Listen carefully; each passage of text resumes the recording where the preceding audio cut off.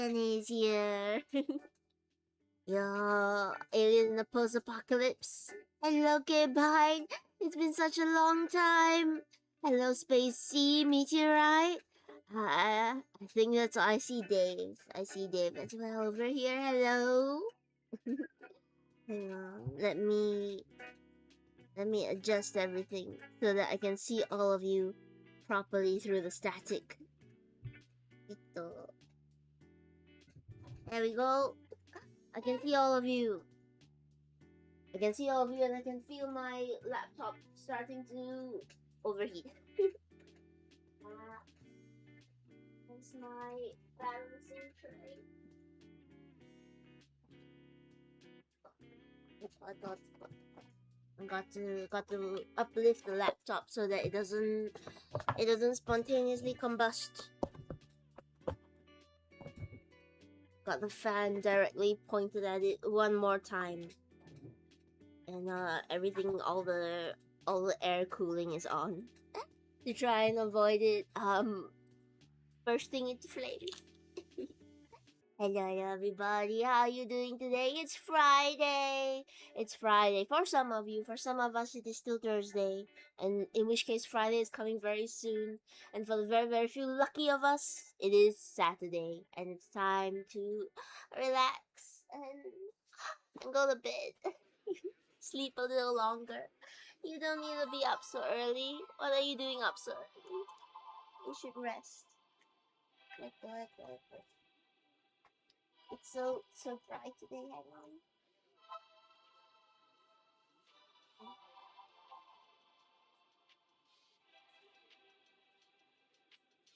I gotta put on chapstick just cause it's so dry today and I haven't drunk enough water, which I should. I already slept 12 hours. Spacey finally has slept. Spacey finally got a good night's rest. Although, is 12 hours long for you? Or is it an appropriate time? Thank you for the hydrate. I need to fill up my bottle of water. I've forgotten to. So it's up there, empty. But I will fill it up over the break. And I'll drink for you, Spacey. I promise. It's 5 minutes, so I don't know how much longer I'll stay up. It's been a while. Okay, bye. Hello. I'm so glad to see you. But yeah, please go and sleep if you need to. Alright? And thank you for the squats. I did see the squats. So I will do some squats before you head off. Then you can go to sleep to the sound of Tene suffering. Alright, let's do it. Spacey can't do it together because he's tired. So, 1, 2, 3, 4, 5, 6, 7, 8, 9, and 10. Okay, we did squats. You guys didn't see because the camera didn't track. What's this? Are you ready to meet the microlords? I don't know who this is. Are you a bot? Are you real? I don't know what's going on. I'm incredibly sleepy. I am on a new schedule today. Where should I start? Okay, you guys know Streamer University, right?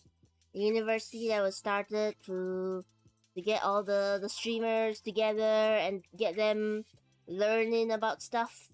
And I don't know. I didn't get an invite, unfortunately. I should have probably tried to apply. Maybe I would have gotten something. Hang on. Let me transform this to fit the screen because it's annoying me. All right. Do you embrace the microwaves or do you reject? Also, I am real. I feel like I'm being given a devil's deal here. I don't know. What other micro? I have micro plushies on screen. Does that count? They're tiny to me. They're micro. That's exactly what a bot would say. Do you reject? I need more. You never sign contracts. This is something they thought at the Streamer University, which I saw clips of. Never sign contracts without looking fully at the details. In fact, just don't sign anything at all. So, I don't know. I'm small. I'm already micro. I can make myself smaller. Do we want to embrace the microwaves together? Here. Here. Let's embrace it. Let's all. There we go. I become light. Yeah. This is Tenny. Hello. Hello. So this is how we're going to do the stream from now on. We are microscopic size. And we are nothing more than a beam of light ready to be absorbed into your eyes. Okay. I can't embrace the microwaves for long. Else I'll be microwaved. Yeah. Too close? Hello. I'm back from the micro realm. It was really far away. Spacey, quick ban all the smorp of you. No. But then I will be banned. This one is micro. I am micro. I am 10A. Don't suddenly change your class to walk. Macro 10A is better. Go sleep, K-Vine. Take care of yourself, please. Okay. Quickly banned. No. If I get banned, the stream ends here. And then I have no idea what to do. I guess I gotta go and get a job. Hello, Cookie. I'm sorry, I didn't say hello. Hello, Cookie. Hello. How are you today? I'll ban 10 and 11. No, not me and my alter ego. Ito. I don't know what's happening here, but we are being invaded by micro people. And I hope they have good intentions. Because we accept both micro, macro, and medium people here. We accept we accept everyone from the most micro of lords to the biggest of Daves. What micro people? I don't see any. Y'all pretty micro. My little cosmy roaches. What's the word? Why are you here? I thought I deleted Seribot. Where'd he go? I thought I deleted Seribot from showing up, but they're still showing up. I wanted to just see my viewers. So I keep deleting them, but they keep coming back. What? No, don't drop bombs. Who's this? K-Vine is dropping bombs. Keep trying to get rid of Seribot, but they keep coming in. Do I unclick spawn and then delete? Get rid of all the bots that are left. Okay, I think the bots are. Oh, it's Ricky! It's Ricky! Bye, Freaky. We're only paying a visit. Okay. Thank you for visiting. I hope you had a good time here in the post-apocalypse. There's not a lot to do, but the people are very nice. It's a micro-lord. So. As I was saying, I am on a new schedule. We are leaving soon. Oh, okay. Good luck. Safe journeys back to the microverse, okay?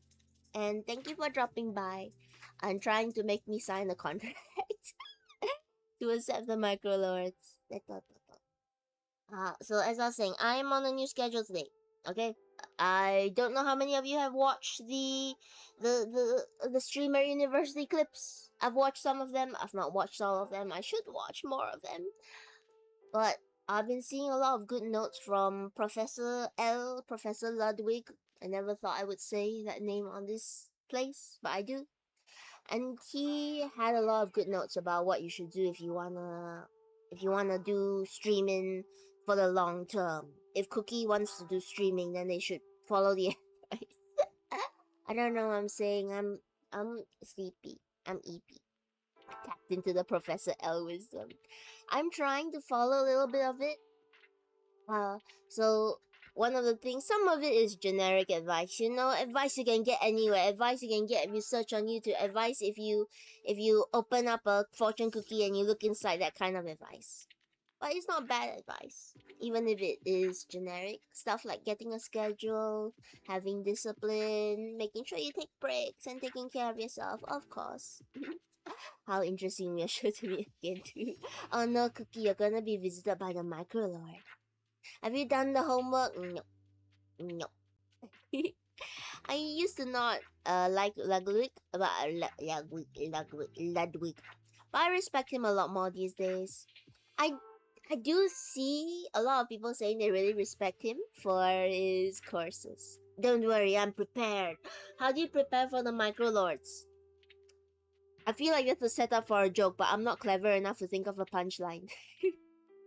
He, sound off in chat. What's a good punchline to how do you prepare for the microlords? I had my ways. Oh, Cookie's mysterious. I like that.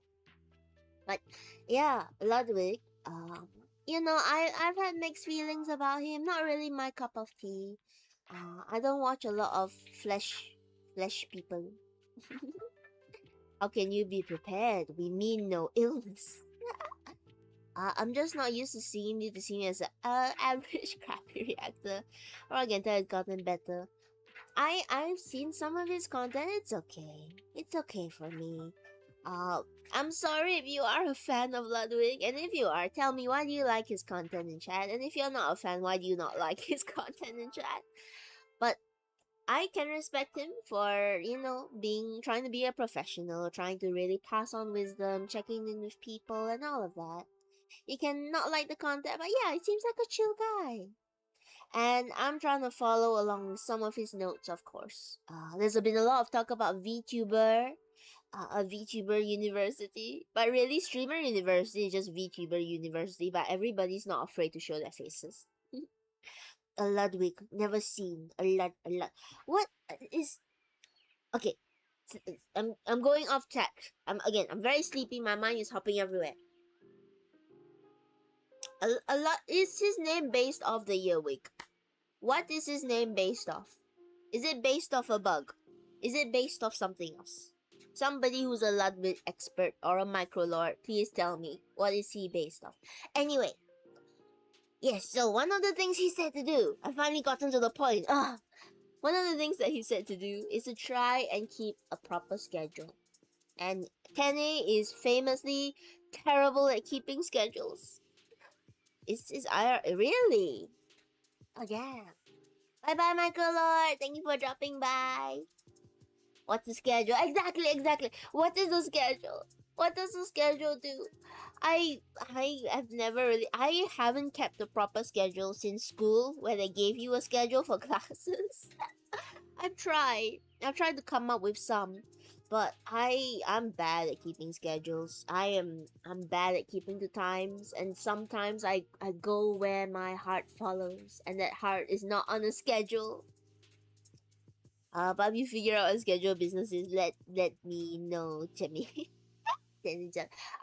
I've come across this schedule maker online. It's not sponsored, unfortunately. One day, it's called schedulebuilder.org. I don't think it's a virus. Please do not click it without doing proper research. But it seems pretty good for making a schedule. So what I've done is I've made a little schedule for myself, and I've put down times that I should sleep and times that I should wake up as well. And I've been following it. It's day 1, and I really want to go back to bed. I woke up really early today, and I guess I managed to do some social media things. But I realized it takes me about an hour to get out of bed and fully awake, fully rise and be Tenny. Because in that hour after waking up, I'm very sleepy. I'm very sleepy. I just want to stay in bed, cuddle my plushies, and forget about the world for those few moments. Luckily as well,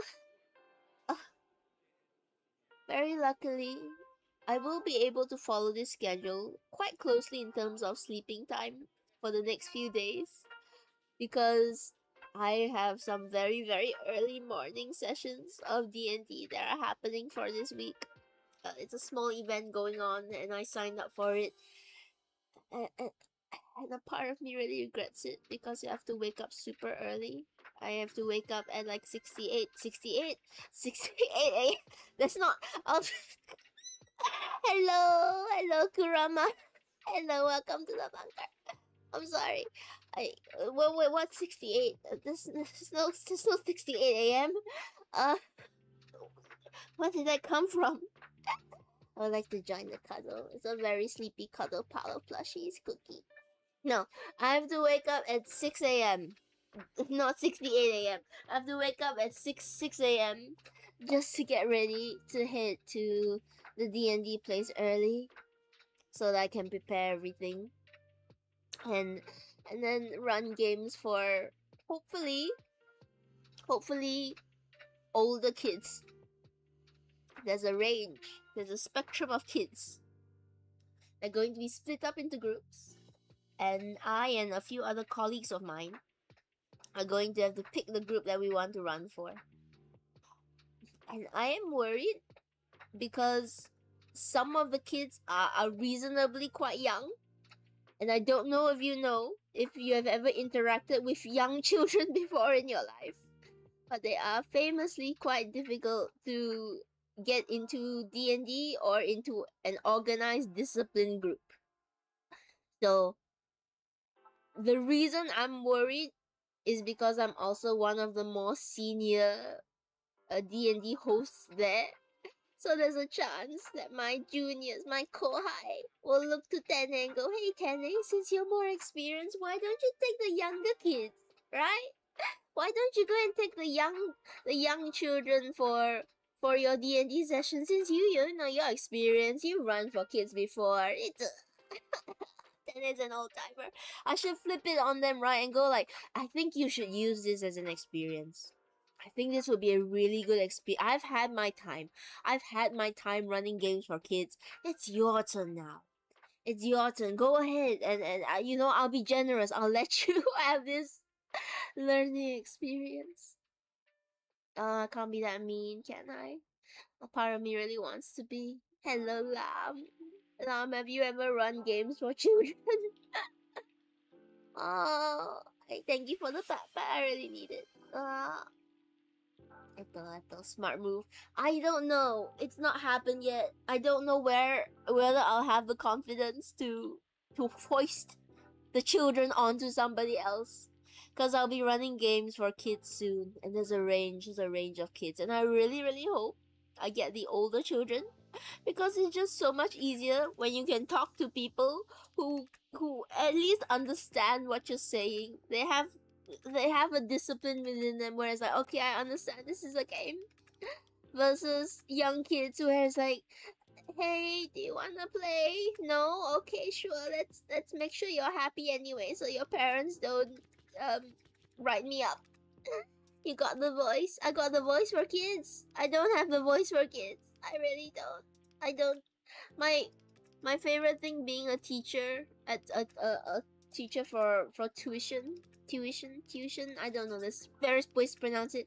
My favorite part was being able to discipline the kids, cause you could, as a teacher, be a bit firmer with the kids. You could tell them, "Hey, you shouldn't do that.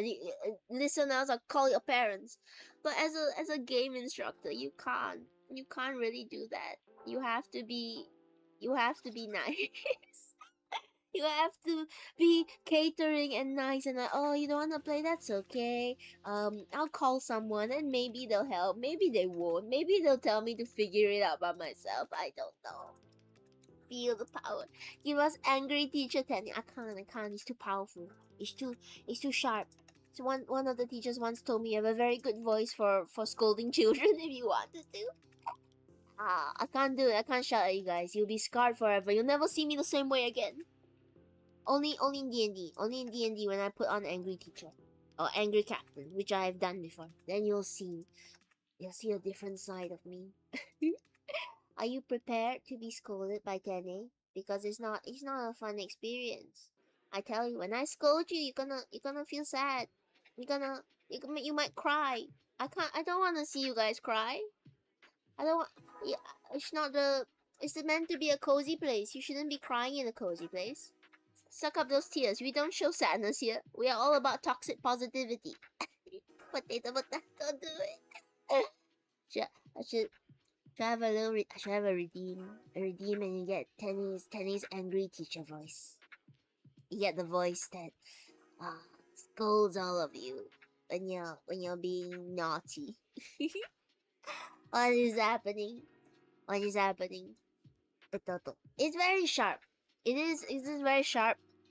I think it pierces a certain octave, and I've made kids jump when I've shouted at them in the classroom to do their work. I am not just going out onto the road shouting at random kids. Okay, I want to make that clear. I'm not on the street yelling at random children. it's all in a correct context-based classroom. So, that was bad. I didn't yell. I haven't done it yet. I haven't yelled at anyone. What was bad? But yeah, so how did we get here? What was the line of thought? We went from scheduling oh yes, I'll be handling children soon, and I'll have to make sure they're all okay. And as long as I can get through a whole week of the youth, I think I'll be fine. It's a pretty good gig, so I'm glad for that. But you gotta always be extra careful when you're around the young ones. That's why I prefer, even though I am able to run games for children, I always prefer running games for young adults. Even teenagers are not so bad because they've developed the ability to focus. With young kids, you gotta take multiple breaks. Good night, K-Boy. Good night, good night. Thank you for the squats. Thank you thank you so much for the squats.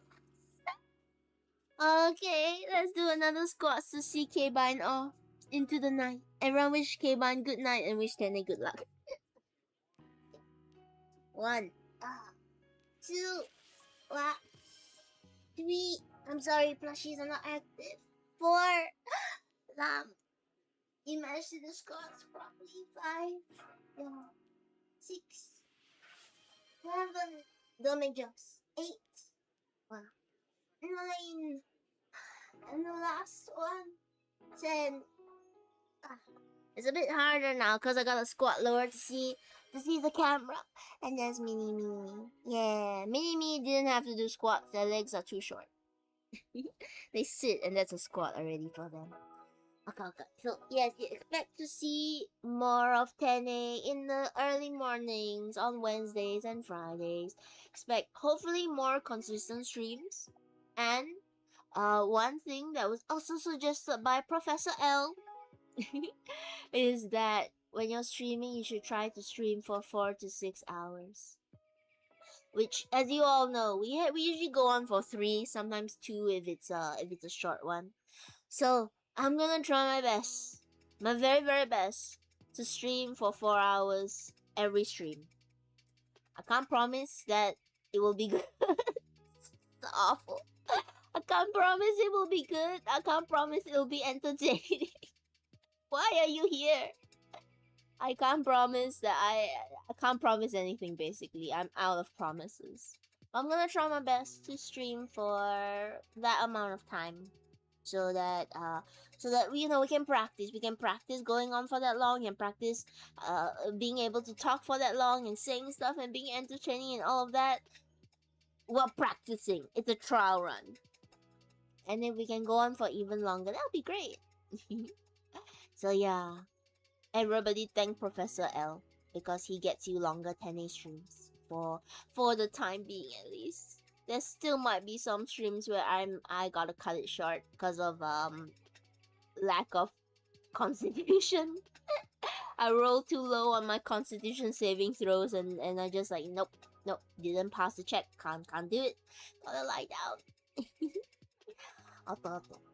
And yeah, that's all I'll be doing. If you have notes from Streamer University that you just want to share and chat with people, then go ahead and share it.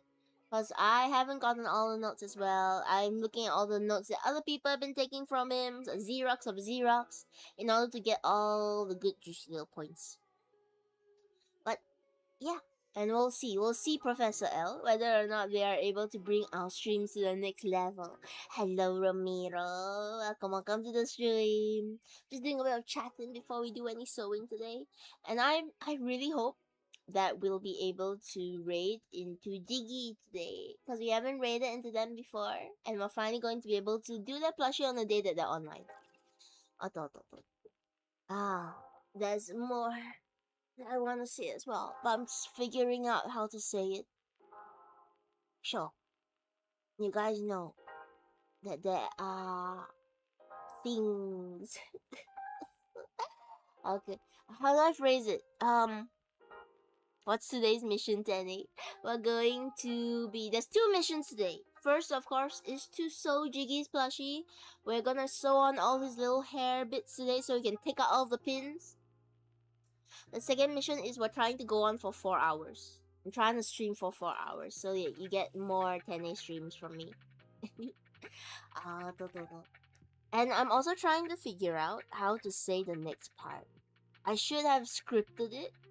I should have had a draft, but nothing ever felt good enough as a draft to say to you guys. Uh, mm, mm, mm, mm, how do I say it? There are things in the world. Okay.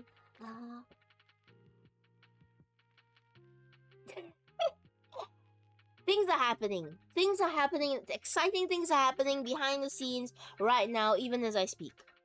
And I really want to show it off to all you guys. But I can't because they're secret. And I don't want to set expectations now. I don't want to say what's happening exactly. I don't want to go too much into detail. Until everything has been properly finalized and everything's ready to go and I can show you guys stuff. All I can say is that it's really super exciting, and I am I am shocked. I am shocked and surprised that we have gotten here to this point where such things are. It's so vague. It's so vague. I can feel your. Are you guys frustrated? Are you frustrated that 10A is just being extremely vague in everything that I'm saying right now? Okay. Uh, focus, 10A, focus. So, the things that are happening soon, they are exciting for you and exciting for me. And I am going to be hinting towards some things in the coming days. It may not always be an obvious hint. As a little bit of a aside, you guys do know that I love puzzles. I love making you guys work for answers in D&D and all of that. So the things that I put out in the next few days, it won't always be very obvious. And that's okay if people don't want to, go that far to find the answer. That's more than fine. But if you put in a little bit of extra effort, you might see clues and hints to certain things. Oh, it's awful. Penny is running for president. I don't want that responsibility. A president of the Big Dave fan club, maybe.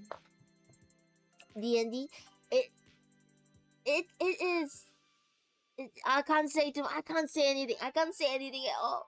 I have to be careful and just not commentate on anything. Just keep super quiet and secretive and mysterious and alluring for everything, so that you guys can put it all together and figure it out. There have been some obvious clues already. There are some less obvious things that are coming out in the eventuality. And I hope you guys will keep an eye out for that. And if you figure it out, keep it to yourself. Or, you can tell people. That's more than fine. I'm okay with you guys sharing how smart you are to have figured certain things out.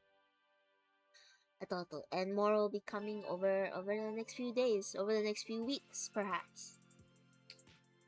But when I'm finally ready to announce everything in the open light, then those of you who have already figured it out can be extra smug and say, hey, I already knew 10A. I got all your hints, I got all your clues.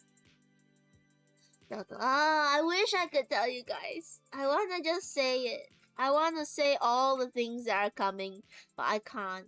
I can say there are at least 1, 2, 3 things, 4, maybe 4 things that are happening. Hello, newcomer.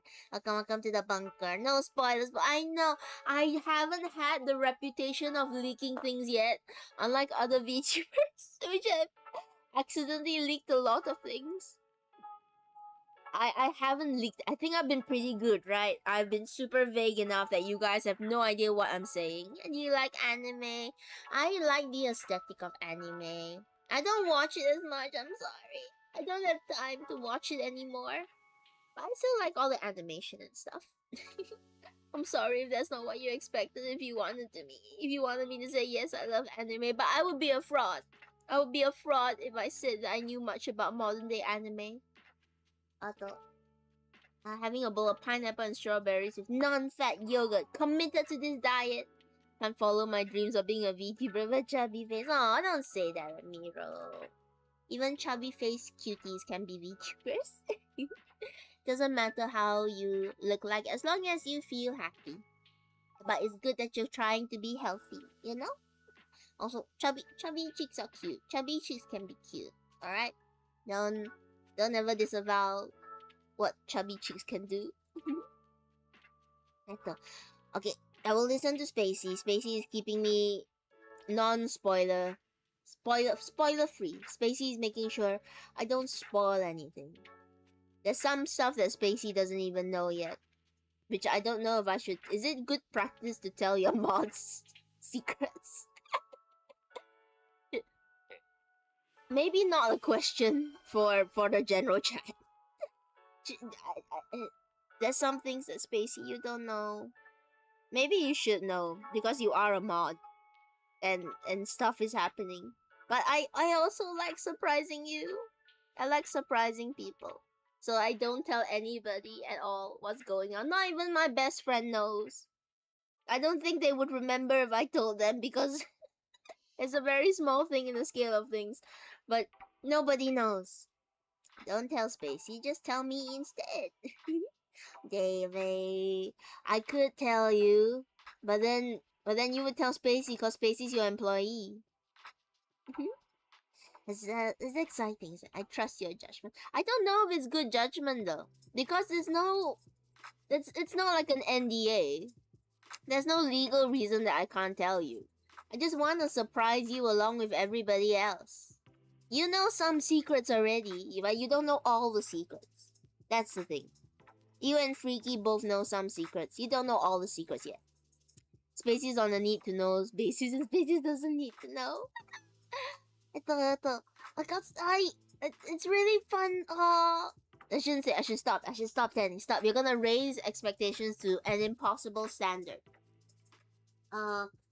I will say there's at least one. Well, when I announce it, there will be, like a blind bag. Do you remember those LOL surprise bags or LOL surprise balls? The older folk don't know what I'm talking about, but there was this very popular kids toy. It might still be popular, where it was basically a ball, and they always advertised that there were 5 surprises or something of the sort within the ball, so you would know how many surprises you get. Most of the time, they weren't very good surprises. They were like dolls for clothes, or clothes for dolls rather, and little cute dolls and all of that. Anyway, this is not about them. I'm not sponsored by them. They have nothing to do with this. I can at least tell you that there will be let's see, 1, 2, 3, 4 surprises, or maybe 5 surprises, depending on how far I stretch the definition of surprise when I announce certain things. Surprise is tenny balls. How did you know? How did you know about the tenny balls mouse pad? I'm not following in the footsteps of my Oshi. I'm sorry. I'm not getting. I should say it now. You're not getting tenny balls mouse pad. Okay, that's not happening. I don't know what I would have to do to make it happen, but those things I am not doing. Boo, I'm sorry. You can get. It's not there's not a lot of things that are squishy on Tenny. You get horns mouse pad. I make my horns squishy for you guys, and you can squish my horns while you mouse your mouse. Oh, what are we saying? What territory are we going into? It's terrible. Speaking of, there is right now. Speaking of mouse pads of balls, uh, there is a. I never know how to segue. So, you know my Oshi, you know my Oshis. My Oshis, there's Velas Live, there's the Carnival, there's Rise, but Rise is on hiatus right now. Boo. But to do a bit of advertising for other people, because I'm better at that than I am for myself. Necronival, shout out to Necronival. He is doing a dress up fan art contest. Basically, you can draw his next VTuber outfit, and there's a cash prize. So if any of you out there are artists or you just want to try your hand at that, search up. I think it's dress up crony hashtag on Twitter and all of that. And you are allowed to commission other people to draw the outfit for you as long as you inform them of all the details. I should also say I am not sponsored or hired or told to advertise this. This is of my own free will. I'm advertising for my Oshi. And I also realized that first of all, I'm thinking about entering it myself. I wanna draw Crony a cute outfit. So maybe one of these days we'll have a drawing stream. I'll draw that. Secondly, I feel so bad mentioning Crony as often as I do. Because they're my Oshi, but I don't want to come off as an obsessed fan, which I think I do in some parts because I keep mentioning them. But the third thing is that I kind of realize I owe a lot to Necronival. In a way that I feel bad that I owe him this so much. Because I have to keep bringing it up. But if I hadn't been a fan of Crony, firstly, I don't think I would have started VTubing. I wouldn't have met my wonderful mod Spacey because I met him through the servers. I wouldn't have met Dave. I wouldn't have met Freaky. I wouldn't have gotten into plush making as much as I did, I think, because he was a second plushie I did. He was one of the big factors that got me further into plushie making after Vela. And I wouldn't have met so many awesome people if I hadn't joined his server and chatted to people and gotten to know everybody there. So I'm just surprised that this VTuber has had such a big impact on my life. I should join other people's. I should watch other VTubers, and I do. I should join more communities and spread out. Yeah, I owe him so much, and I feel bad that I owe him so much because I wanna stop bringing him up. I wanna just do my own thing, and not be forever tied to a singular VTuber.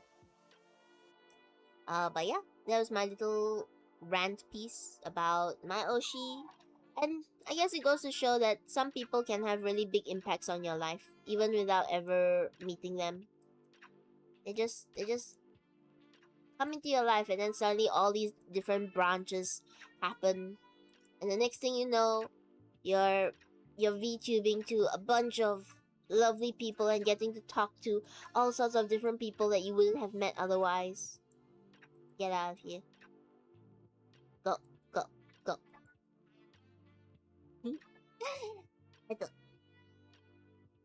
Now back. Anyway, so that's happening. That might happen.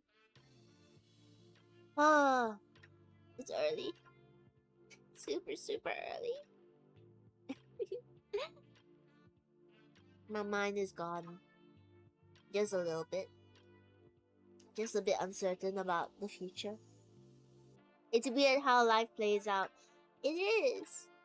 It's super weird. Also, I guess another branching path that came from me being a Crony fan is that I wouldn't have gotten as many cool arts as I've gotten because I didn't know about Draw Market until I saw a video about it.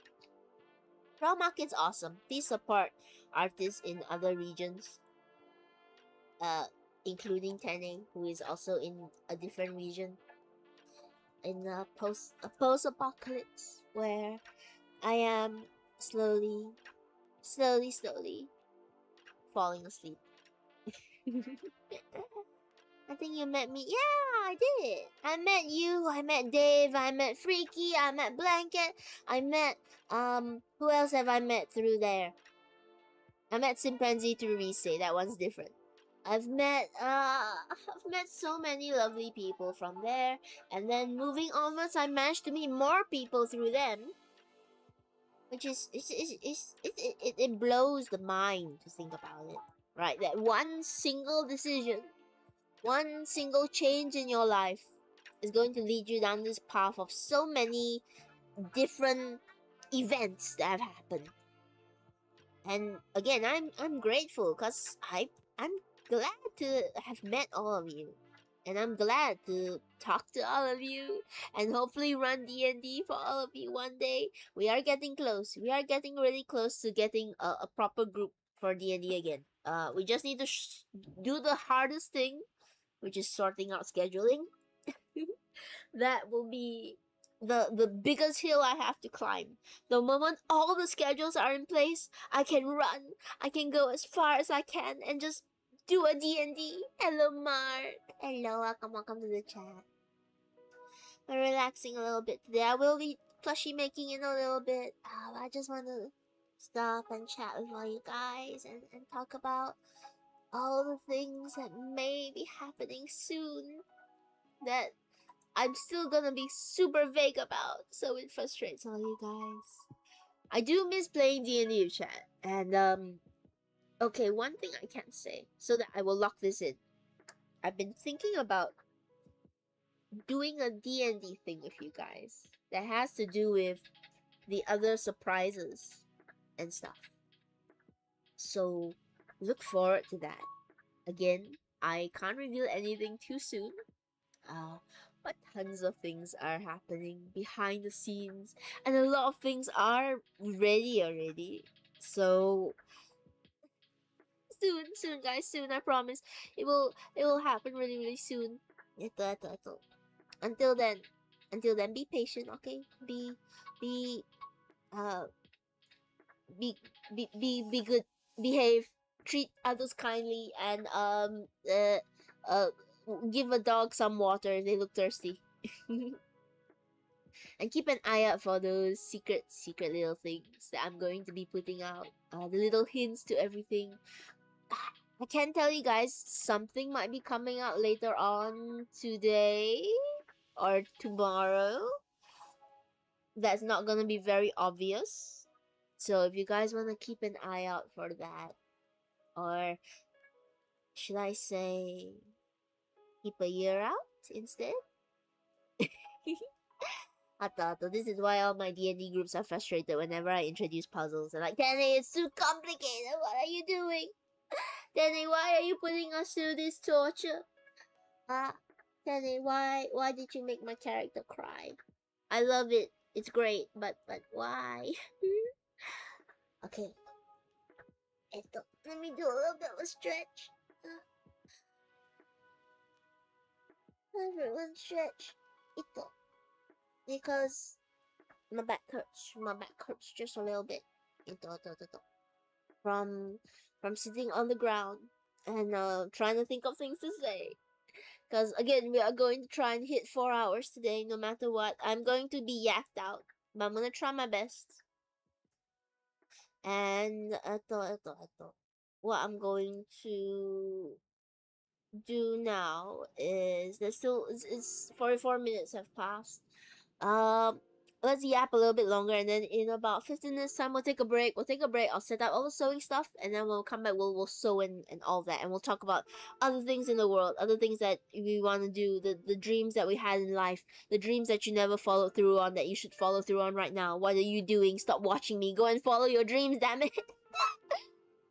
And of course we'll talk about D&D, because what else is there to talk about but D&D in the world? The World Cup's over. The World Cup is done. The who won? Argentina lost, right? France? Did France win? I don't remember. Somebody tell me who won the World Cup. Zero. Oh, damn. But the World Cup is Spain. Spain won the World Cup. Good for Spain. Them and their Spain. The French win. I don't know. I just hear things about the French. I hear things about the French because the only accent I can do is French, and I have been milking that dry. I've been milking the French accent dry whenever it comes to draws. All my draws, they are very seductive and they are very stereotyped because it is the only accent that I am able to do somewhat reasonably well until a Frenchman comes and tells me that no, you have not done this accent well at all. I need to work on other accents, but non-offensively. I just want to do voices for D&D. Yes, the French didn't win, unfortunately. Or fortunately, I guess. I don't know. You guys tell me.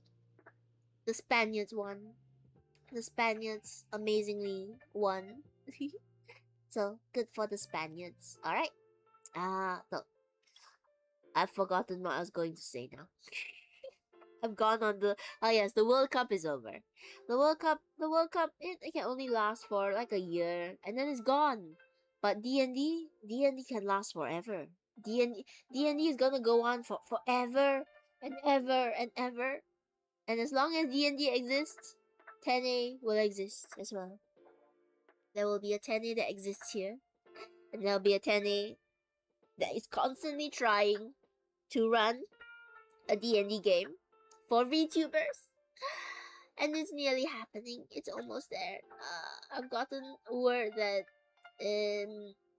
more people are gonna be informed about 10A doing D&D. So hopefully that will happen. Oh, I've lost my train of thought after ranting on about that. Oh, there were more things I wanted to say, but the mind really goes, doesn't it? When you're just ranting and raving and talking about all things. Yes, right. I want to take streaming more seriously, which is why I have things like the schedule and then trying to meet certain timings and all of that, because I want to be here for all you guys. And I was down in the funk for quite a while, because of the news of the new bunker still not ready yet, and having to plan and budget for other things, which is normal. It's normal, but it still gets me a little bit down thinking about everything. And also I've been doing the bad thing where I've been looking at other VTubers, and I'm always amazed by them. And when I'm amazed by them, I put myself down, which is not good. It's a not good mentality to have. Recently I've been feeling okay. I've been feeling better. And thank you, Mark. I've been feeling good about this. And I realized that I always fall into this pit trap. And you guys tell me whether you do this as well. Where you always end up waiting for the right time for things to happen. It's normal, right? You want things to be at their most optimal conditions. You want everything to be sorted. You want to be in a good place, both mentally, physically, financially, and all of that before you do anything. And sometimes that's smart. Sometimes it's good to wait until you're in a place where you can do things better. But sometimes you just gotta do stuff. You know? That perfect moment, that perfect time is never gonna come. So you gotta just get up and you gotta go for it. Hello, Jace and Yuri. Which comes first, the Jace or the Yuri? And hello, Boba. Have you gotten cancelled yet? Almost. I said that France won the World Cup, so I think that was a cancelable moment. Oh yeah, there's this new thing on Twitch I forgot about. Apparently, if you say some specific words, Twitch will automatically I'm trying to say it without triggering the thing happening. Twitch will automatically cut a certain portion of the video. So let's try it right now. If it works, this will be immortalized. If it doesn't work, then it will never be here. Twitch, clip that. I can't tell if it worked. I can't tell. Twitch, please clip that, clip this. Am I confusing Twitch? Apparently, if you say it, they will clip it. I don't know if it's true. Does anybody see a clip? Have they talked about opinions like how they can't have pepper? I don't like pepper. I don't like black pepper or white pepper. I can take vegetable peppers, bell peppers, they're great. Nope. Okay. Maybe I've been misinformed. Maybe this was an April Fool's prank. But Apparently, thank you for the hydrate, goodie. I will drink in a bit. My bottle's empty. I will go and get some. If it works, you can make a video about how Twitch hates VTubers for no reason. You mean if it doesn't work, right? Twitch, please clip this. Is that there's a code phrase? Clip that. Clip this. Clip clock. Horse about. Then is an almond alien. Can't eat a thing. That is unfortunately true. Although I think I've been getting better at being less lactose intolerant. I've been eating little bits of like small bits of cheese or I haven't tried drinking milk yet, but I've been able to drink oat milk, which I know is not the same thing, but I used to also get a little bit sick while drinking oat milk, and that's been better recently. Jarvis, clip the last 20 seconds, please. Tene, can't even eat I can now. I just don't like to. I just don't like to because of health reasons. Ah! Holy, building resistance. Soon I'll be resistant to all milk damage. Going to say that you can't milk me now, but that's not correct.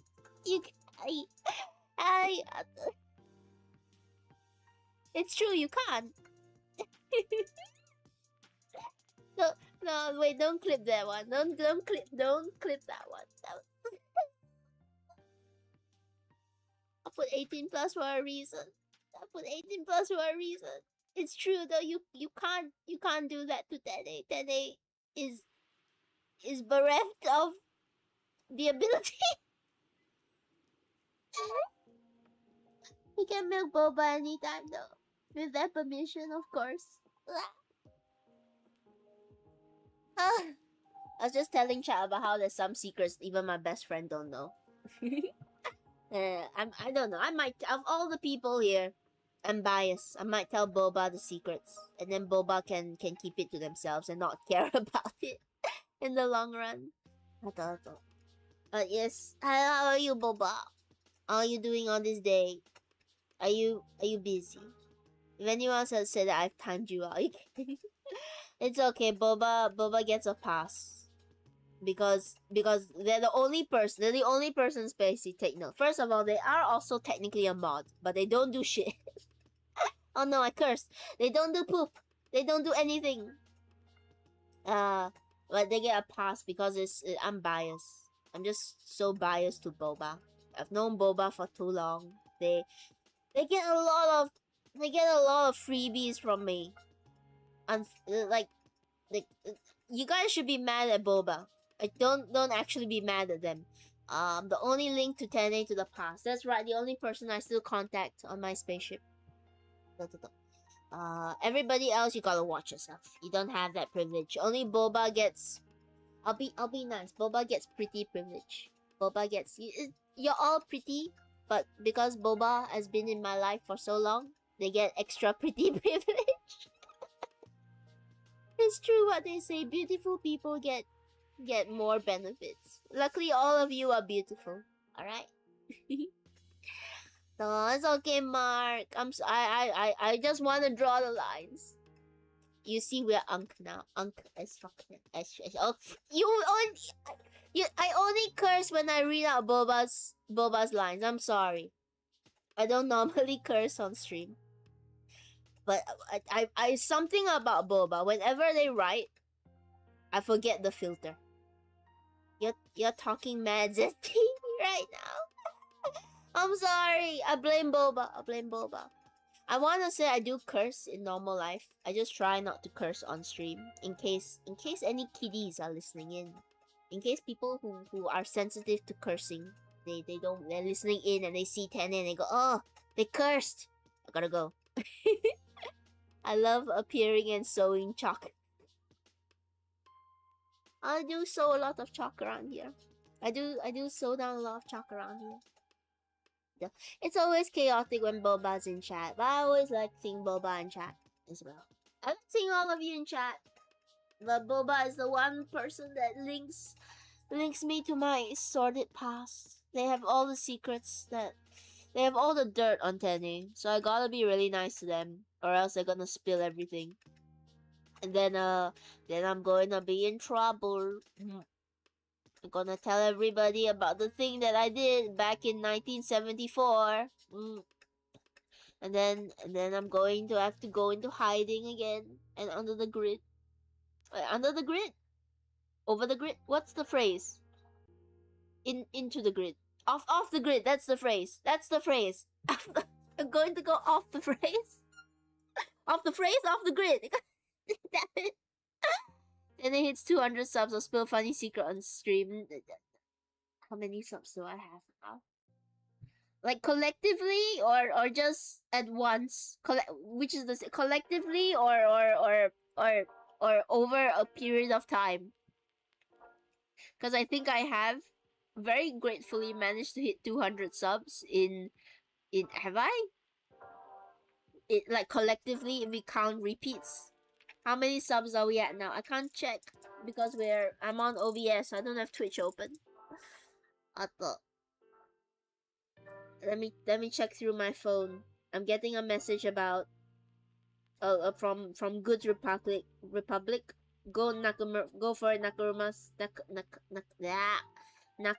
Nakamura-kun has finally gotten merchandise. I'm not subscribed to anything, but they send me updates of when different animes get merchandise for some reason. Then it way bigger than we can imagine. Go for it, damn it, Go for it, Nakamura-kun has merch. I've gotten an email. I've gotten an email from I think it's fine to say, right? It's not gonna dox me. From Goods Republic. That says, where is it? Uh-oh, I've lost the email. From Goods Republic, which is like a Japanese merch store. Go for it, Nakamura-kun, and more. Summer is finally here. New merchandise featuring characters dressed in summer clothing and yukata that's the wrong grammar, is being released. In summer clothing, it should be R. In summer, characters dressed in summer clothes and yukata. Oh. Wait, no, it is. It's just a weird sentence structure. It is being released. But here, the must-see items. They have... I don't know, they just say go for it, Nakamura-kun and more, but they don't show the Nakamura-kun stuff. So I don't really know. Oh wait, no, there's a plushie. There's a Hiroshi... For those of you who don't know, it's an anime. It's a BL anime. It's not really BL. It's more of a friendship anime. But I'm butchering it right now. Hiroshi Aiki plush keychain is out now. And that's it. There's a plush keychain that's out now.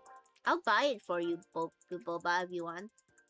I'll buy it for your birthday. And that's it. They have nothing else. They have nothing else. They have Uma Musume. I can pronounce that. They have a Uma Musume plush keychain. There's a Vash, the Stampede Nandroid from Trigun. There's a I'm just doing free advertising for them now.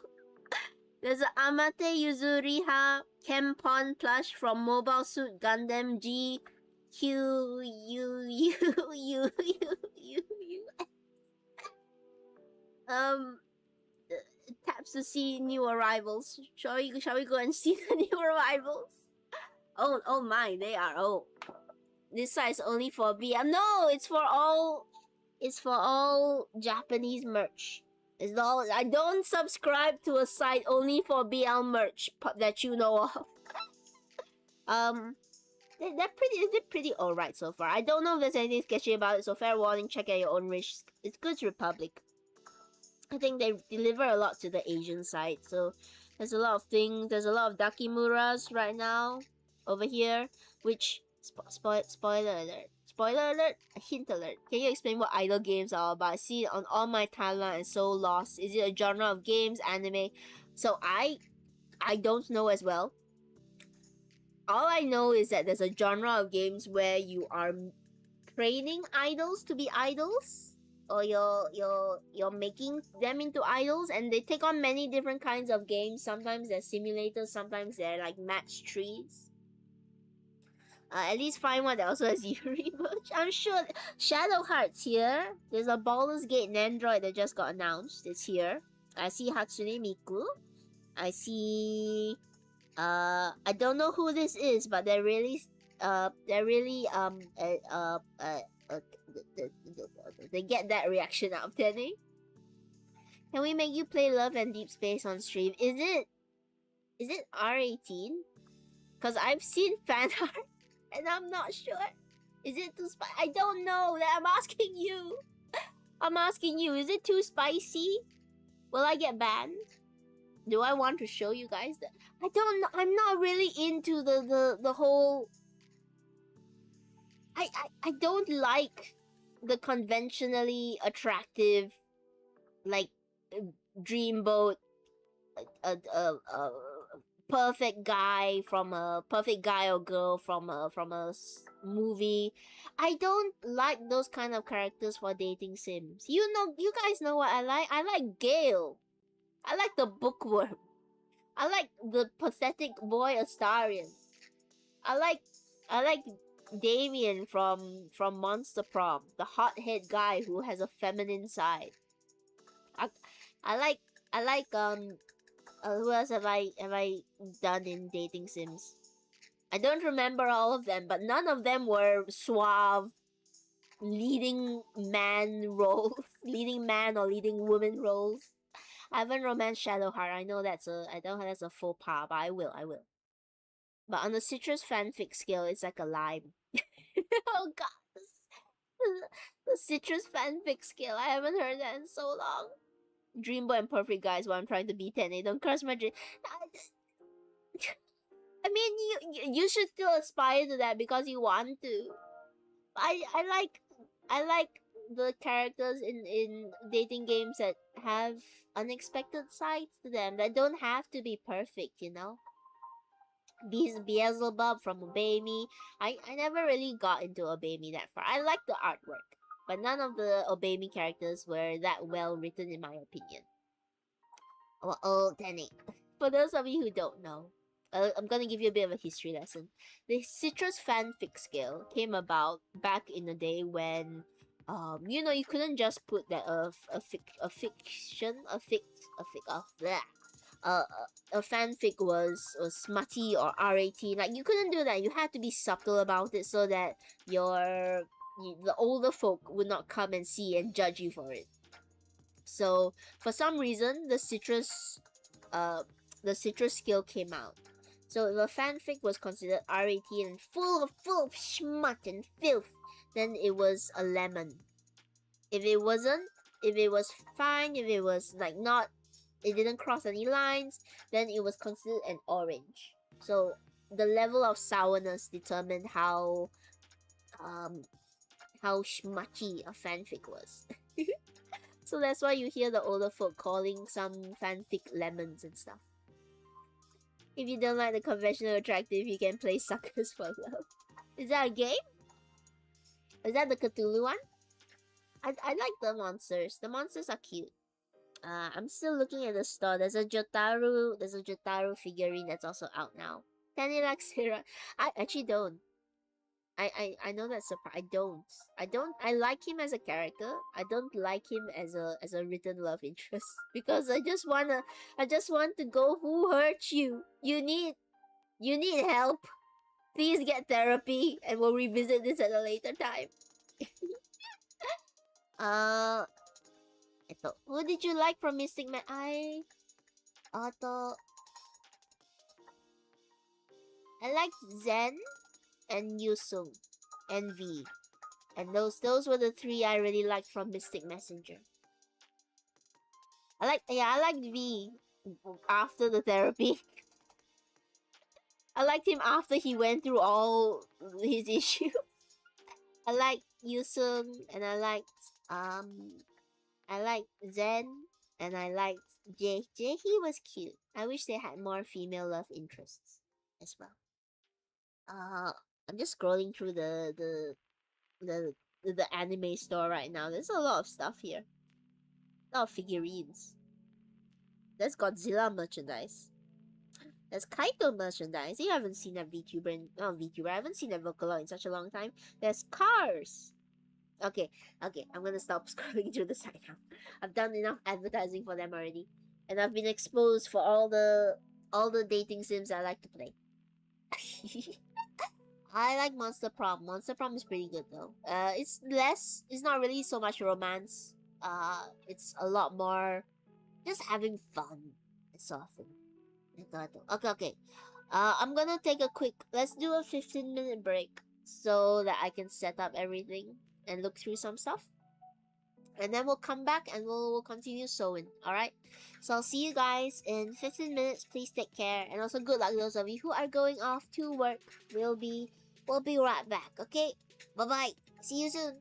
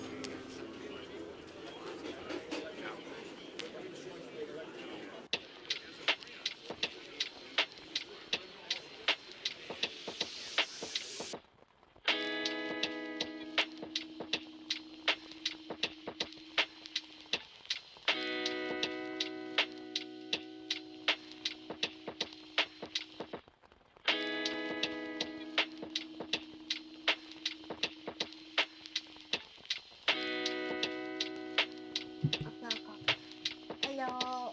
It might be a little bit more distant now, but we are back. We are back. I am here. I'm here into far off the screen, and we are starting up. Ito. Is it working?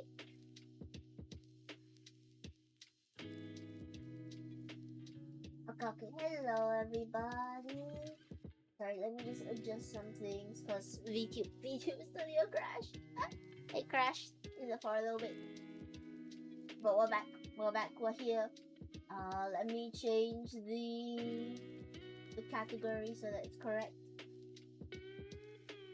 Makers.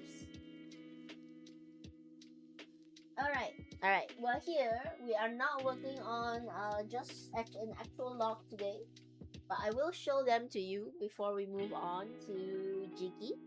Yes, we're still on the floor, still a lot of wires all around, but we gotta just deal with it for the time being. So, here they are. Here they are in the wood itself. Very cute little guy. They got so much personality in him just from the eyes alone. Oh yes, let me flashbang all of you. There we go. No.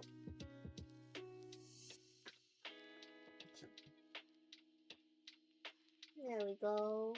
He's just a little guy, doing his best.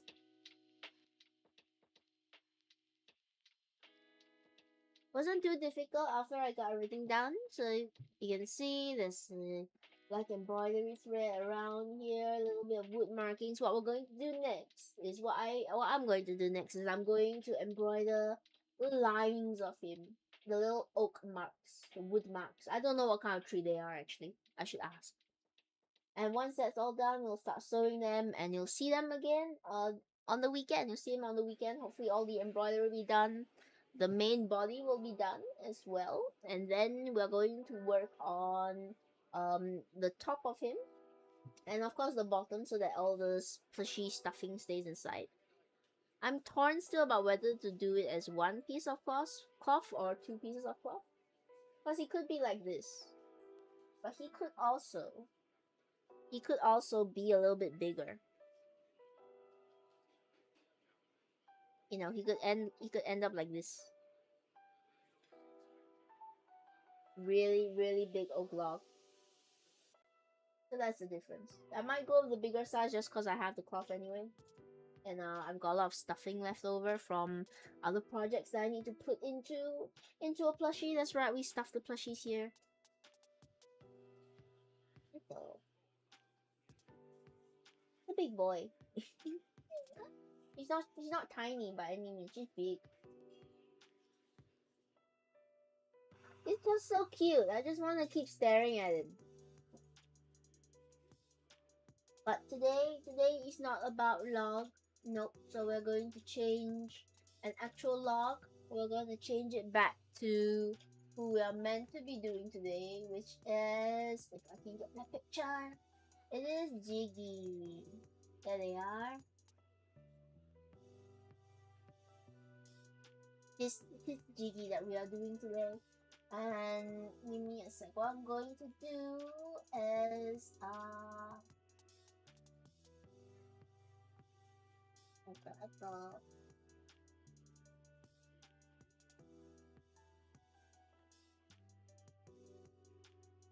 was looking at something. Okay, I can't do it right now. I'm gonna have to do it off stream later on. Yes, today is Jiggy's day. This is just massive. I could try bringing it up higher, but I worry about stability.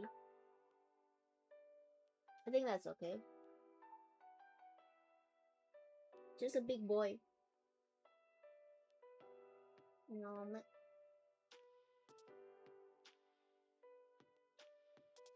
let me see if I can. I'm gonna make everything just a little bit smaller so that we can see him a little bit better. You'll see a bit more of him. So I'm sorry, chat. You're gonna have to be a little bit smaller as well. Well, not invisible, but smaller. Whoops. Okay, we'll make them a little bit smaller. And I will also be a little bit smaller. I will also make myself smaller. I have to be small. I know you're not used to it, Spacey, but you're gonna have to be. Just for this. Oh, been bombed. Just so we can see a little bit more of Jiggy and all that he is. This is all the pins in that's gonna go away today because we're just gonna take our time and we're going to try and sew him up. I'm gonna hope that the camera never ever falls because it is scaring me right now. The fact that it is so high up. a little bit bigger, so you can see where I am.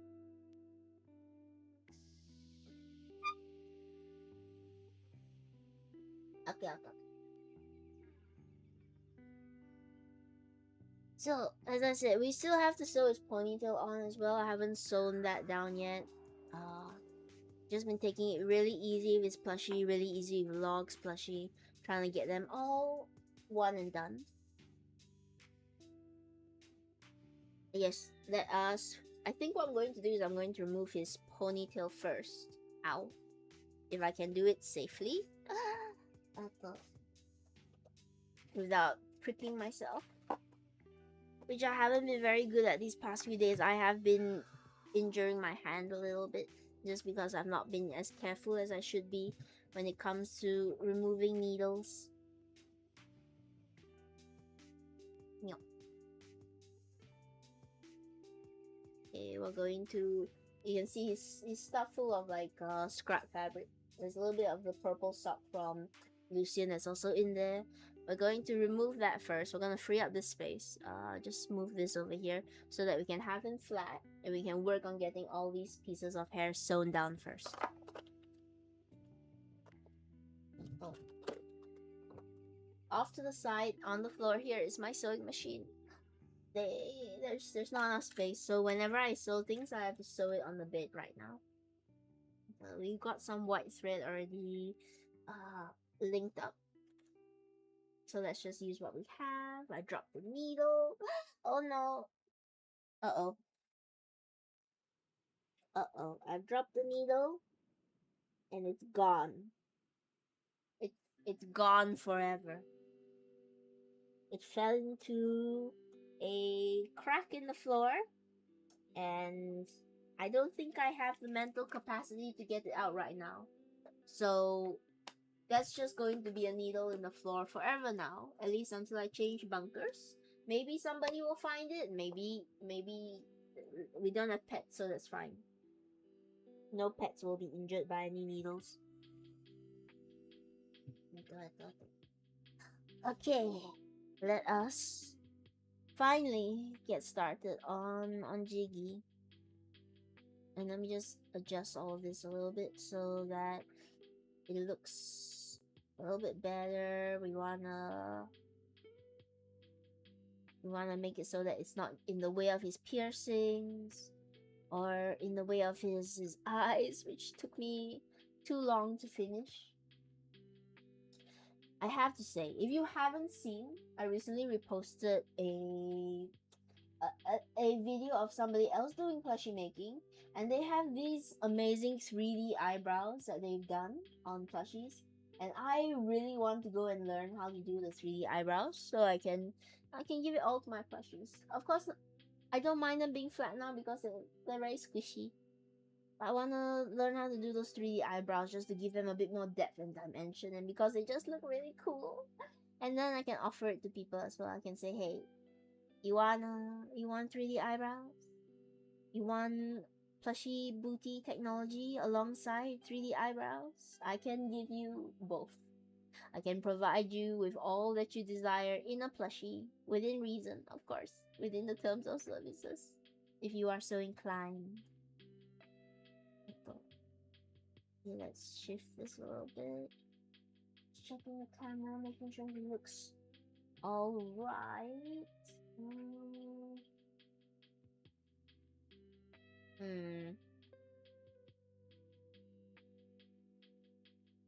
I will give him a little wash before he heads off as well with all my plushies. Cause the white fluff, it tends to pick up black fluff very easily, and he's been stored with black fluff, especially his ears. So you can see there's some bits of black, but they're just extra fluff that have stuck to the white felt. Okay, let's get him somewhat sewn down.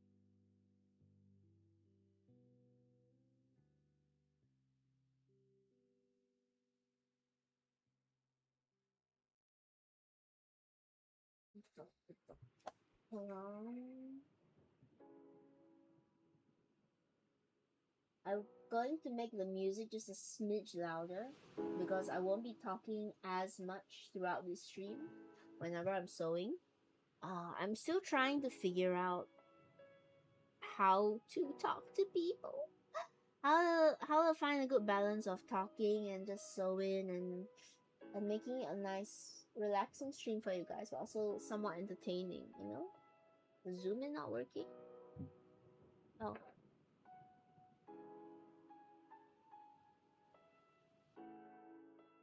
As we sew this VTuber together. I want to promise as well that the Cosmy Roach plushie, the still sewing for him is coming. Cosmy Roach will be coming eventually. But I think I will wait until I'm in the new bunker in order to have Cosmy Roach all ready up for the cameras, for the lights, for the glitz and the glam. But right now, once I finish off with the things I have to announce,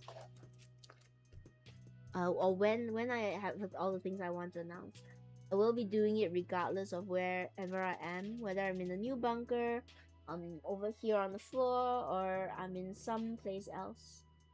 I decided that I just want to go ahead and do it and get you guys more things that you can look at and enjoy. Like I said again, I think there's always a desire to wait until circumstances are just perfect, until everything is all in place and you can just not worry about anything else. But it's hard to get to there, and sometimes you're never gonna get there. And I sort of realized that my situation will probably never ever fully be perfect, especially with the way that I overthink things and the way that I like to make myself feel paranoid and as if the world is falling apart when it's not. Everything's actually going, fine or even according to schedule. But I don't want to wait too long, and eventually, if you wait too long, things don't happen and you lose your excitement, you lose your motivation, because there's never a date that you can look forward to. So I've set everything up. I have everything in motion. I have a deadline for myself and for when things should come out so that I can make it happen, And even if it doesn't go according to plan, at the very least, I would have made something happen rather than just been sitting waiting for things to be perfect so that I can make stuff happen.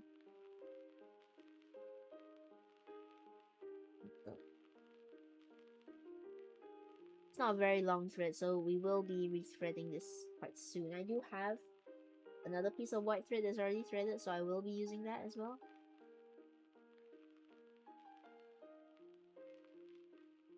But what we're going to do is just try and use as much of this thread as possible for the meanwhile. And I need to pull it extra tight so you don't see the seams that appear underneath here.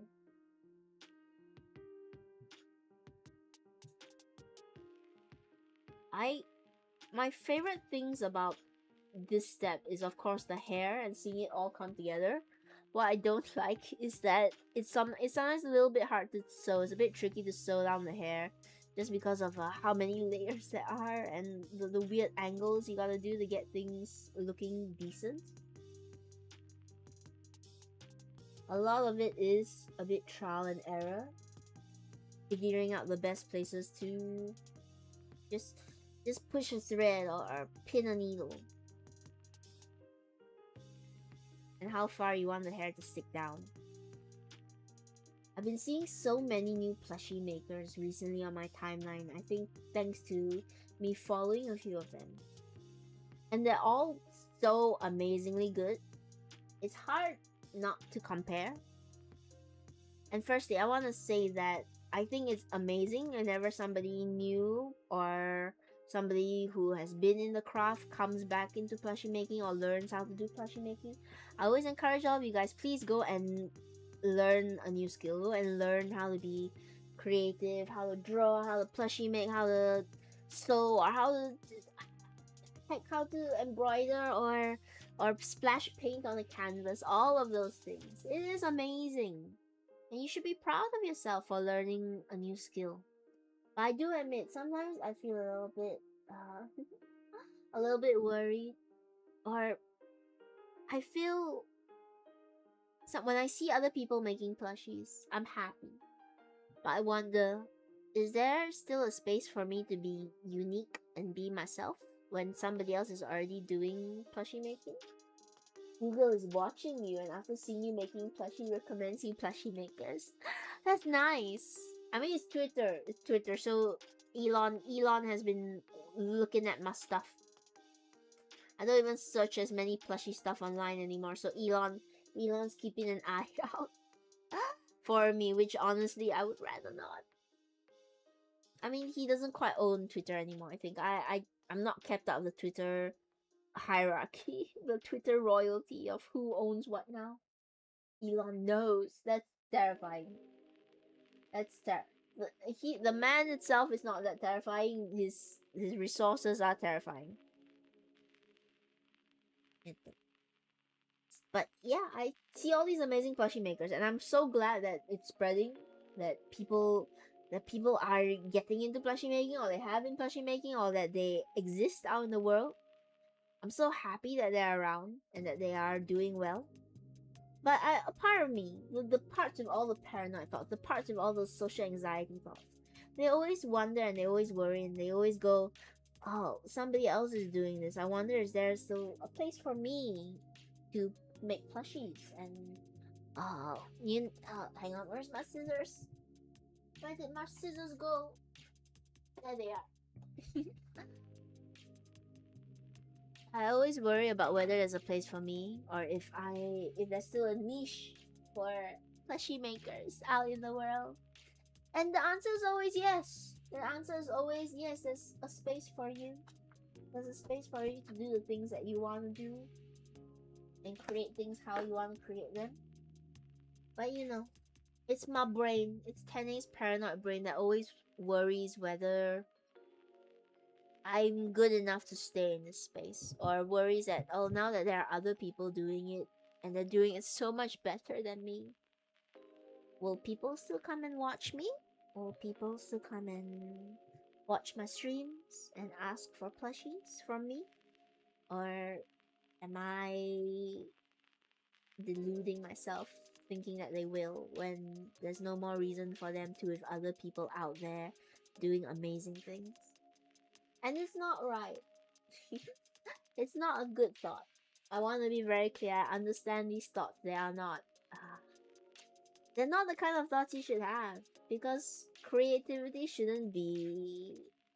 It shouldn't have a finite number of how many people can be creative, or how many people can do this one thing. But they still happen, I still get these thoughts. And I want you guys to know, if you get these thoughts, you're not alone in it. They're gonna happen regardless. As long as you know that they're not true to reality, and you still keep being the best person that you can be and pursuing all the things you want to pursue, then it's okay to have them. After being on the Twitter of the fire, 80% give birth to his favorite child.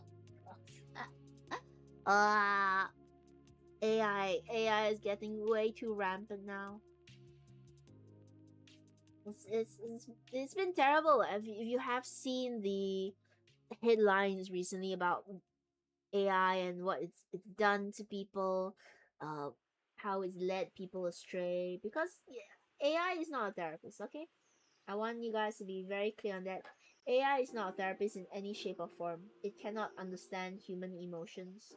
And even if it did, even if it was the AI that had read all of the psychology novels and all of I don't know, all the qualifications to be a therapist. Part of being a therapist is the human factor, isn't it? Is being to empathize with another human being. And that's what a lot of people are looking for, is empathy from another flawed meatbag. We all just want to be understood by our fellow meatbags, not by a computer that was programmed to understand you, but by somebody real and feeling and full of liquids to help you get a little understanding that you're not alone with your messed up brain. We've all got messed up brain, guys. One of my favorite old school YouTubers have been led astray by AI, makes me sad. Oh. Penny, the gills have been dating their AI boyfriends, telling me oh, speaking of them AI boyfriends, them AI guys and gals, I've been getting so many ads for this game, this AI game called OOC, out of character, which I really dislike that they took a slang term that us in the fanfic society have used for decades before AI came along. And they keep marketing themselves as a playable anime. And I was just so frustrated with that because firstly Gen AI, I hate it. I'm never gonna be for it. But also I decided, okay, I'm gonna do a bit of research. Let me look up a review. Let me look up a review of this. Is it actually appealing to people by generating a whole anime for it or something? Because that's what they're saying. The ads are all, it's a playable anime, and they show you like sequences generated by AI, of course, from anime, and it makes you feel like, oh, you're gonna enter this world where you're generating a full animated anime that you're playing a part of. Which, okay, would be terrible because of Gen AI, but I would see why people would be supposedly into it, because it's that rush of power, that rush of, oh, it's so cool to create your own anime and all of that, right? So I looked up a review of it, and guys, it's just a text adventure. It's just a text adventure with AI. It's not even a good text adventure. It's just random, like somebody writes the prompt for the AI, and then they put that in, and then the rest of your adventure is written by the AI. So it's false advertising, because even they knew that if they advertised it as a text adventure written by AI, they would have gotten even less people being at least somewhat curious about what they're doing. Right? Oops. Nearly knocked the camera over. Jiggy, please. Be nice. Don't knock my cameras.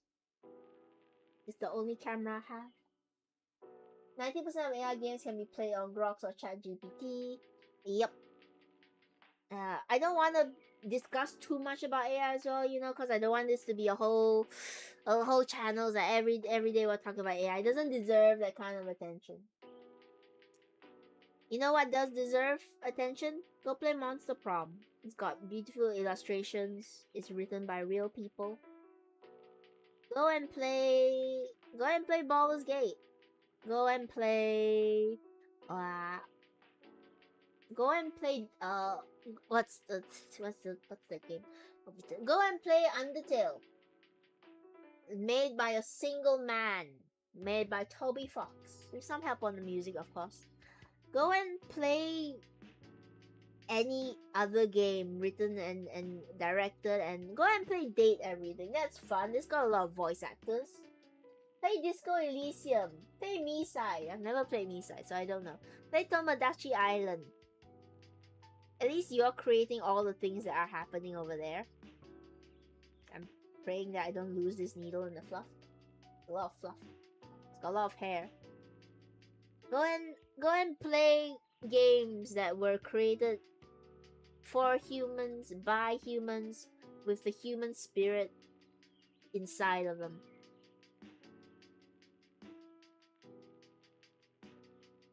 Go and I realize I haven't double-sided this one yet, so I'm gonna put that off the side. I haven't double-sided the black locks. Never mind.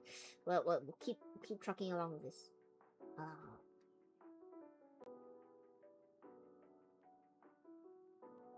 This is so much hair. Jiggy has so much hair. It makes it hard to. It makes it hard to sew it all down. I know I should sew in layers, but I always prefer when everything is more or less together. Then you can sew them down all at once. There will still be a little bit of layer sewing, sewing. Promise you that. But let me tie off this knot first, because it's becoming really short, and we'll get a fresh piece of thread that lets us work with it a little bit more due to the length. Okay, but we'll tie this one on. Oh. Yeah, got it done.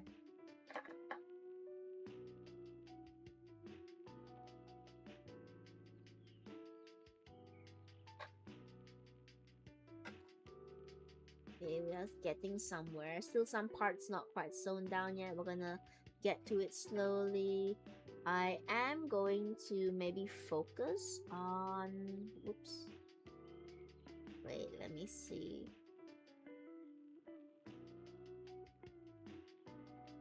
Yeah, I'll focus on this underside first, and then I'll do the other layers.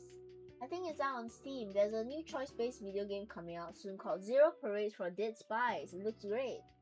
Yeah, go check it out. Endorsed by Spacey. Where's my white friend? There you are.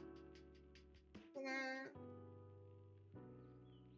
Go and check out all these cool games made by cool people. Hopefully cool people. I want to start gaming as well again on this channel. I'll play simple games that my PC can handle it. Maybe we'll play Binding of Isaac again soon. I have been dying so much as the keeper on that run. For those of you who don't know, the Binding of Isaac has a couple of characters. They have a couple of different characters. The keeper is one of them. And the gimmick is relatively fun. I think I like the gimmicks that the characters have. I know some people aren't really into gimmick characters, but I think they're alright. I like that they give new ways to play. And you don't really see that as much in modern games where they just change the stats of the characters. These characters, they are changing fundamentally how they function and work in a game, which I really like. But the issue with the keeper, or rather, one of the gimmicks with the keeper is that he only ever gets 3 hearts. The keeper is the stock dude. Yeah! He only ever gets 3 hearts. And I've just been playing really recklessly. I promise you, I once completed a whole save file on my Switch. And I switched over to the PC. And I've been slowly trucking away at this singular save file still. I've been on the keeper. Do you want to guess how many times I've lost with the keeper? I have a losing streak now. Do you want to guess what my losing streak now is? I'll give you inspiration if you get the number exactly right. Okay? Then you can use it for your future D&D. You can use it for any D&D you do. You just tell your game master you got inspiration from Tene, and if they go, "Who's Tene?" You shut them up and you say, Tene is the myth, the legend, the one who controls all the D&D, and you will listen to what Tene says and you will let me use this inspiration to save myself. Minus 20, 20. No, higher. Go higher. Go higher. Go higher with the keeper. Oh, so Tene is the angel. Oh, thank you, Mark. I'm the angel, and I'm a smack you if you don't let Mark have inspiration so that they can save themselves on this roll. All right. Go higher. Go higher. Think even higher when you think about 10 losses. Also, recently I learned that I was confused for a second. I thought if you get hit in a round, you don't do a death saving throw, because one of my players were like, "Oh, you don't do that." I thought I missed one of the rules, but apparently no, they're the ones in the wrong. So I'm gonna go and correct them the next time the character is dying, and they say, "No, I've already been hit," and I'll say, "No, you still have to roll a death saving throw." Ah. My camera. I'm ranting now. You guys don't know what I'm saying.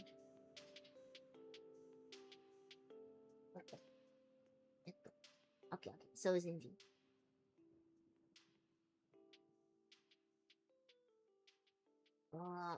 I love all the VTubers with really lovely thick hair that have a really good time layering, but a really bad time sewing down.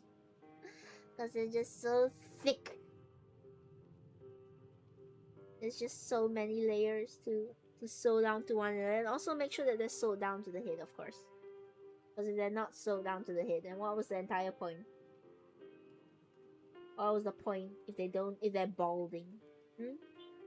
That's why I will never sew a bald VTuber plushie.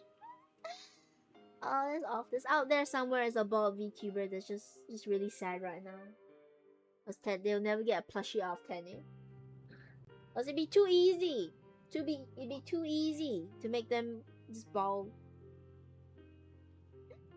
Name any bald VTubers that you know.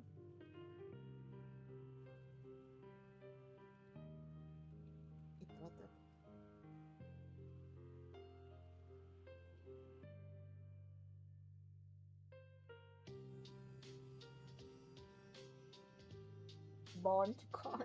Are they bald? Are they a bald VTuber? Well, you go tell them. You don't actually go tell them. Please don't actually go and tell them. You go tell them that they will never get a plushie out of Kenny cause you the bald. Please don't actually go and do that. Please don't actually interact with them in that way.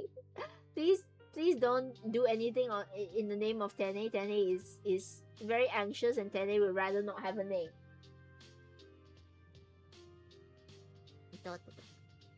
This one is sewn directly to the skin. Wow. You see all those pins are sticking out now because of just how messy it all has become. What?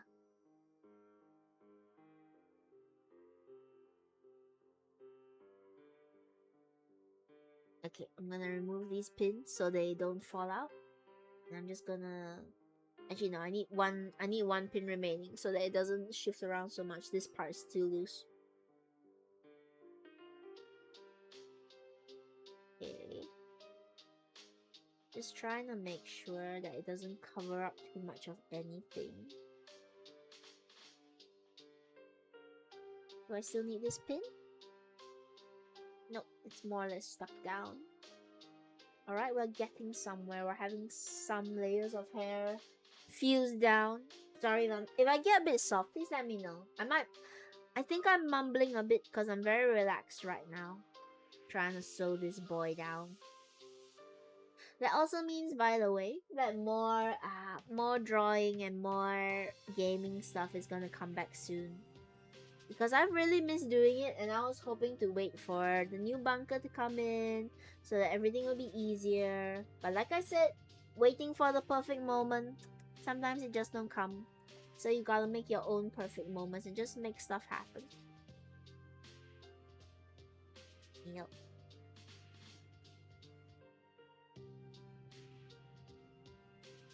Okay. Let's adjust again, make sure he's doing alright. Maybe one more pin.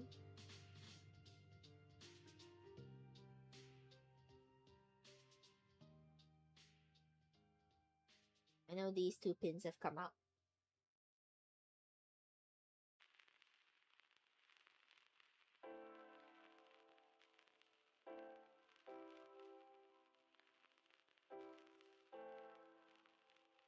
Wow.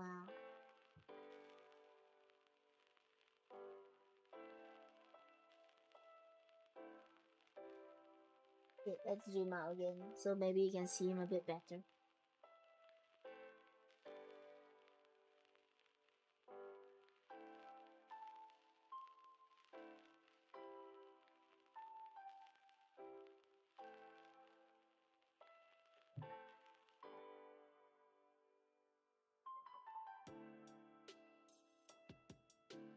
I want to avoid covering his eyes up too much.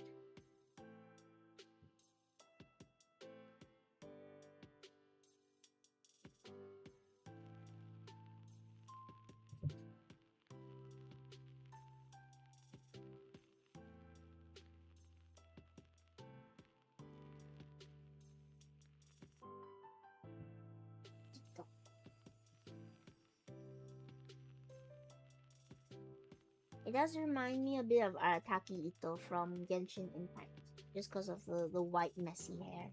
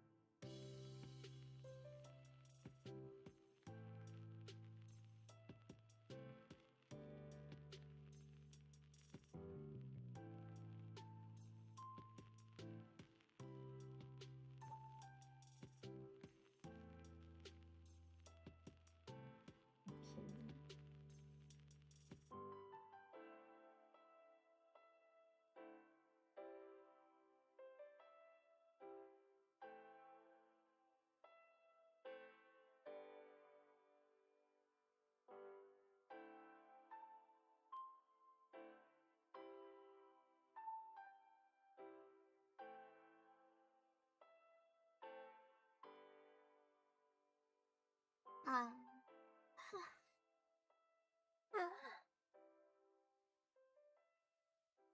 I have a confession to make to you guys now that Boba isn't here. I haven't eaten breakfast yet. so, so that's why I'm also still a little bit sleepy. It's because I haven't eaten breakfast yet. I wanted to try and eat it, but I decided instead to get a little bit more sleepy time in. Because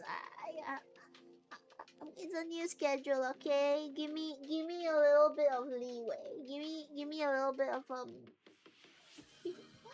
a little bit of time to adjust to the whole new schedule, and just be sleepy for a little while longer, so that uh I don't know where the train of thought is going. It's just a very sleepy early day. Tomorrow is another sleepy early day. I got stuff I gotta do later on with props and everything.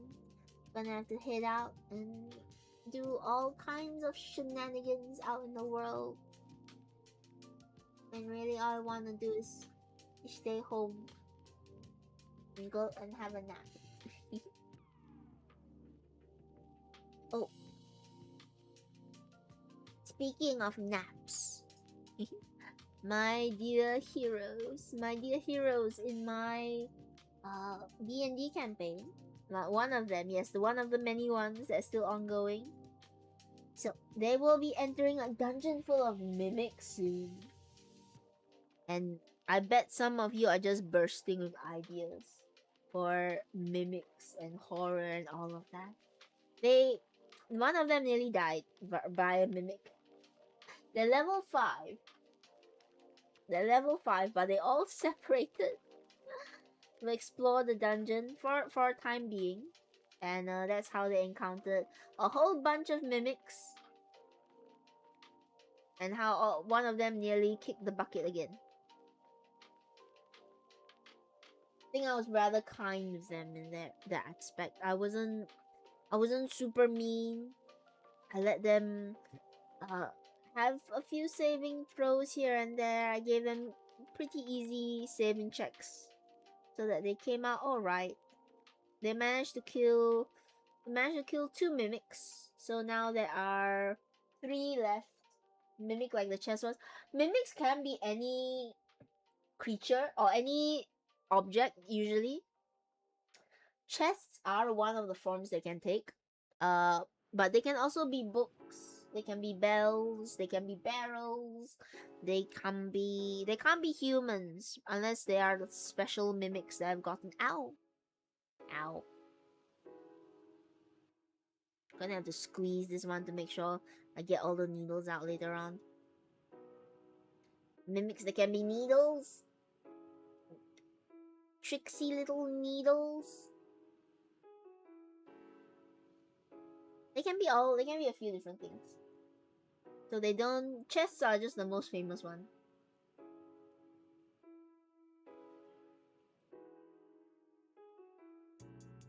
Yeah, my adventurers are gonna take on a few more mimics. Or they're gonna try and get rid of all the mimics. Mimics that look like doors. Yes, there was a door mimic as well that one of them went up to. I think I have been exceedingly kind to them. There were several points where I could have been much crueler than mimics. And, have them bite the adventurers. But I was quite nice. I still rolled, and I didn't roll very high for the mimics biting. So the adventurers didn't get bit as much in the end. So good for them. I am not trying to actively kill them, although that would be nice. If it did happen, just by sheer coincidence. This group is actually quite combat strategic. So I don't understand why they decide to split up. They decide to split up in the dungeon. To make it worse, the 2 healers, they went together. So the 2 healers are separate from the rest of the group. The 2 best fighters have also gone together. Yeah, they split up. And you know who they left alone? Do you know the person that they ended up leaving alone to wander the dungeon on their own? Guess which class? Guess which class that they left alone that you normally should not leave alone ever. I'll give you inspiration again. If you can guess either the class or if you can guess Tenny's losing streak in Isaac right now. The thief? No. The thief actually, rogues are usually fine. The healers went together. The healers are together right now. There's one class that you should never leave on their own in a combat situation. Alright? I'm not saying that this is a weak class. It's not a weak class. But typically, you do not want them in direct... Tea Leaf got it right. Tea Leaf has it right. Don't leave the wizard alone. They left the squishy... Tea Leaf and Mark, you both got it right. They left the squishy wizard alone. And the squishy wizard nearly died. Because the room that the squishy wizard went into was the room that had the greater mimic inside of it. Search out greater mimic. Those are fun. They're homebrew, but they're really fun and really painful. Wizards are strong. Fight me. Wizards are strong if they can keep their distance and they have like a barbarian in front of them or a cleric behind them. But it's a tiny enclosed space. It's a single wizard at level 2. Oh, sorry, level 5. Next to a mimic, which is famously a melee fighter. It did not go well. They went down. They were on 2 death fails. I had to ask the cleric. I was really kind. I said, "Okay, cleric, you roll me a dice. If it's odd, they're gonna kill the wizard. If it's even, they're gonna hit someone else. I'll leave that fate in your hand. You can use inspiration." They burned 8 different inspiration just running towards their wizard after they heard the wizard go down. And one of them ended up being charmed by a mimic because there was wild magic going on. Also, hello Tea Leaf and hello Freaky. I'm so sorry. I got too engrossed in the story, but hello. A Warforged man mimic swarm keeper ranger of a swarm of coinage. Wait, let me put a Warforged man mimic swarm keeper, okay? We will I'm gonna use that. What's inside the mimic? Bees. There's bees in the mimic. I had a suggestion from someone, the one of my fellow game masters. They said when the mimic is killed, have it cough out a map. When the adventurers go to the map is a mimic. Face hug them with the map. Like a sturge. Just imagine how terrifying. You finally defeat the mimic, you think all is well, and then it spits out this map and you're like, oh yay, a map. And then it just face hugs you and starts. Combat's not over. Why has combat not stopped? They need to learn. The world is a dangerous place. Everything is trying to get you. Everything's a mimic. That's the #1 rule I want to instill in all of my parties, is that you think it's not a mimic? No, it can be a mimic. Because even though the rules are that, oh, mimics are usually books or chests, the DM's the one in control. We can make the mimic whatever we want. We don't have to follow the rules. The rules don't apply to us. We want to make the mimic a hot woman, we will make the mimic a hot woman. We want to make the mimic a weird little gremlin creature that might be friendly, we're gonna do that. Do whatever. I made my mimic scary. So that's the kind of mimic I want to look for. Okay. So I have a greater mimic. And because mimics can't usually imitate sentient life, they're more object-based creatures. They objectify things. What I did was, after the mimic got someone, right? There were some gnomes. They're in a place with gnomes. And I made it so that whenever the mimic managed to kill a gnome, it would hang the gnome off its tongue. Like a puppet. And it would sort of puppet the gnome and try and trick people and lure them into coming closer. That sort of stuff. And it was the players really liked it. So I'm glad they liked that little bit of horror. I don't know if I should have been as kind with not killing them, because I could have for sure killed the wizard. But I felt bad for the wizard because the wizard has already died once last session in the previous campaign. And this is their new character. And I thought, okay, I will leave it up to chance, I'll leave it up to fate for a little bit. I won't kill them with my god powers. I will let fate decide whether they should live or die.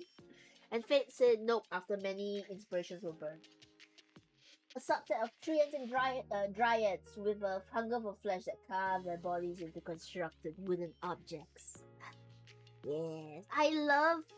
Okay, mimics is usually the monster, but I love anything that does mimicry because you can have so much fun. You can make your players so paranoid. Sometimes you don't even need to make something attack. You know, you can have weird stuff happen for no reason. If this is usually for horror campaigns or for any campaign where you want them to feel a bit unsettled in a dungeon. Freaky might want to close their ears because this might happen in our campaign. I don't know. But here's advice for GMs. Just have weird stuff happen without any explanation.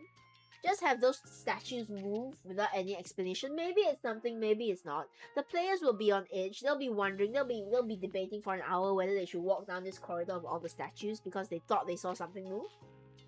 They'll stop giving my stuff away for free. You should. You can. I'm sure that write a book. Write a D&D book. People have made bank by writing D&D books. You know, as like extra add-ons. You write one. Well, I command you. I think I'm okay with having this being able to sort of come up like this. I will sew this side down a little bit more, but I'm okay with this entire little thing. Maybe I'll sew this one down a little bit more. Slow process of hair making. Giving them haircuts, the opposite of a haircut. I'm giving him hair where he had none.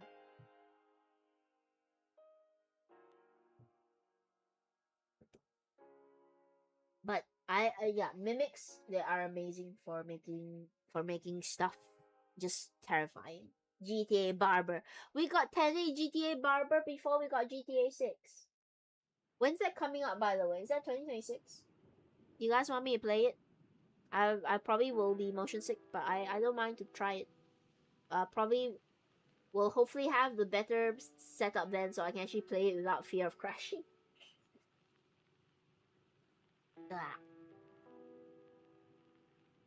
Look at this boy and his beautiful hair.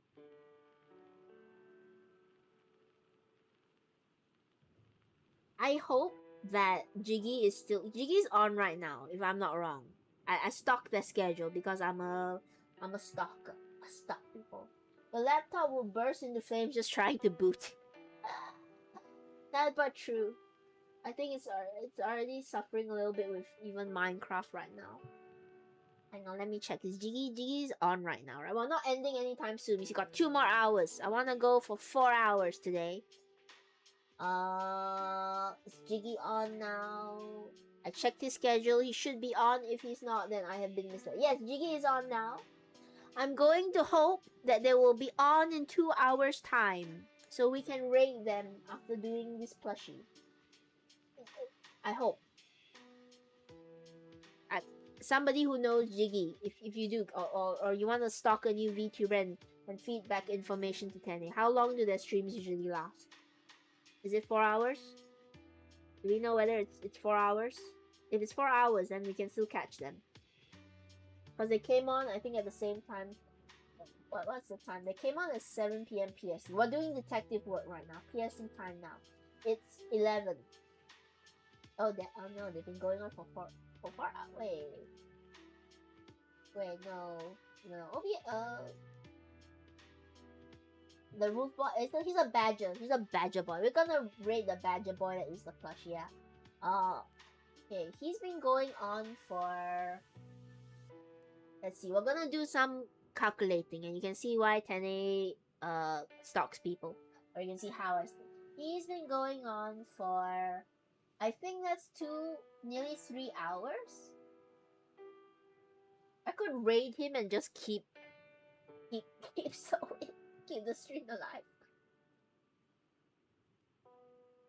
Uptime is in hours, right?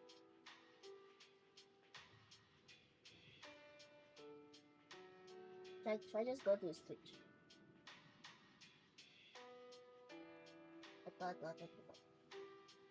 And let's do a bit of stock.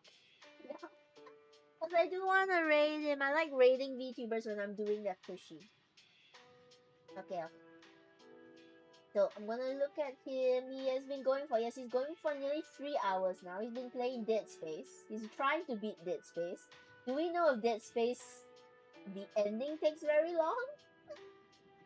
Will he be, okay, his streams are usually 5 hours, sometimes 4. So there is a chance. I feel like such a maniac now. There is a chance that in 2 hours time we will still be able to raid him. And I'll be very sad if by the time we hit that, he's gone. He's done streaming for the day. Cause I really do wanna raid him. I wanna raid him after doing his plushie, just because it's fun. I don't really have a different motive other than that. It's fun to raid the VTubers that you're doing the plushie of. Hang on. Ah.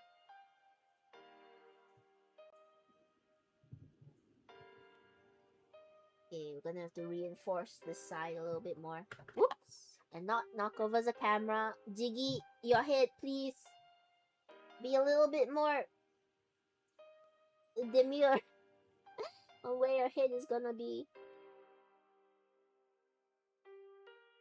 Alright. It's odd angle, but let's try our best. Sew this side down. Ah! Tangling.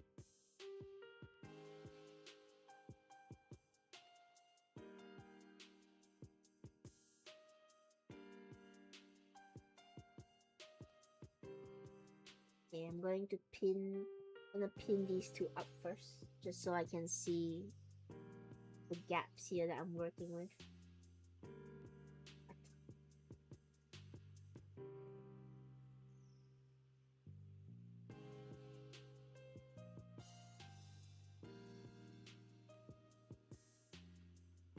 If we do get to raid them in time, and again, we're not raiding anytime soon, I want to go on for at least another 2 hours. Which, again, hopefully he's still on. Hopefully he's still on by then. He's nearly 3 hours now. If he goes on for 5 hours, we should be fine. If not, we'll raid someone else, which is still okay. It's not the end of the world. No.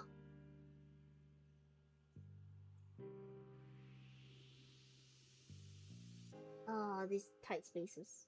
Trying to sew in tight corners. Also, nobody has guessed yet how badly Tenny is losing at the Binding of Isaac right now. Like, you guys have been really nice. I've seen 20, I've seen 27. Nobody has guessed higher. And I should say significantly higher. significantly quite bad. Significantly hasn't been going well. Okay. Bring this lower again. How bad can it be? I haven't hit triple digits. I will say I haven't hit triple digits. But it's not been... do I actually have my deck is just behind me. My Steam deck is just behind me. I could just show you guys if it has. Is it charged? Oh no, not charged. I've neglected it. It's dead. Okay, we'll get it charged up.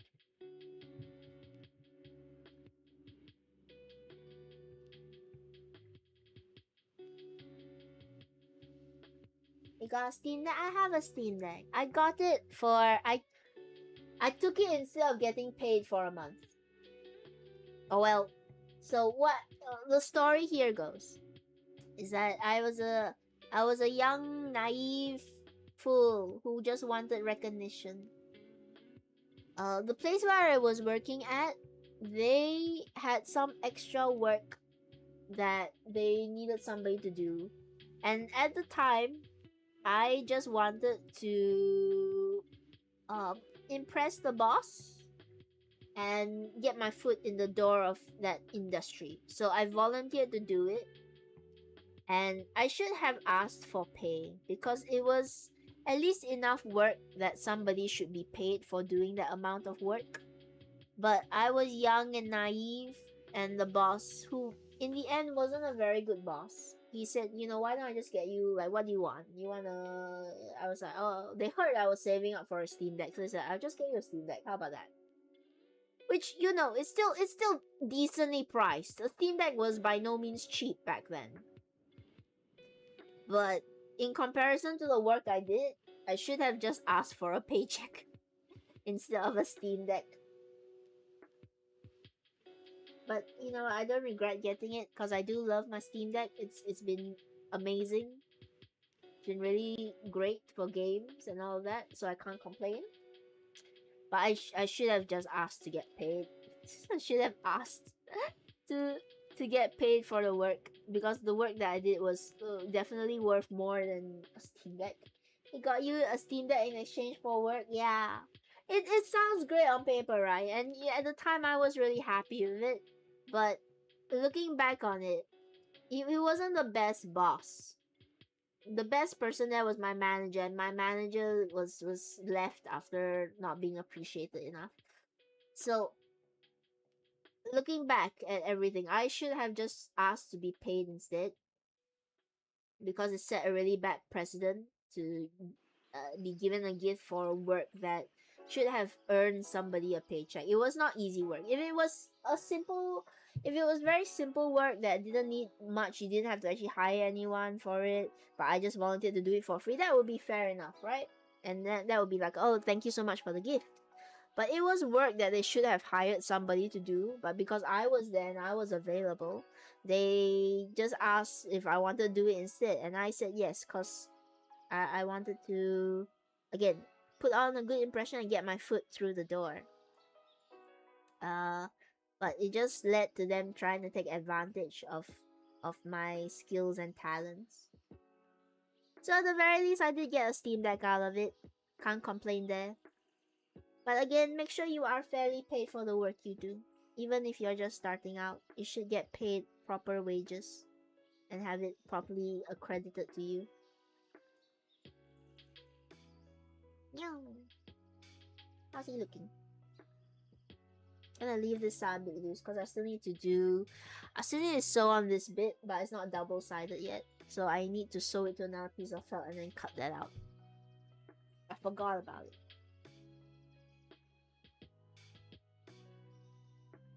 Okay. Also, I can't show you my Steam Deck now because it will close the programs on my PC. But the last time I checked my Isaac win streak,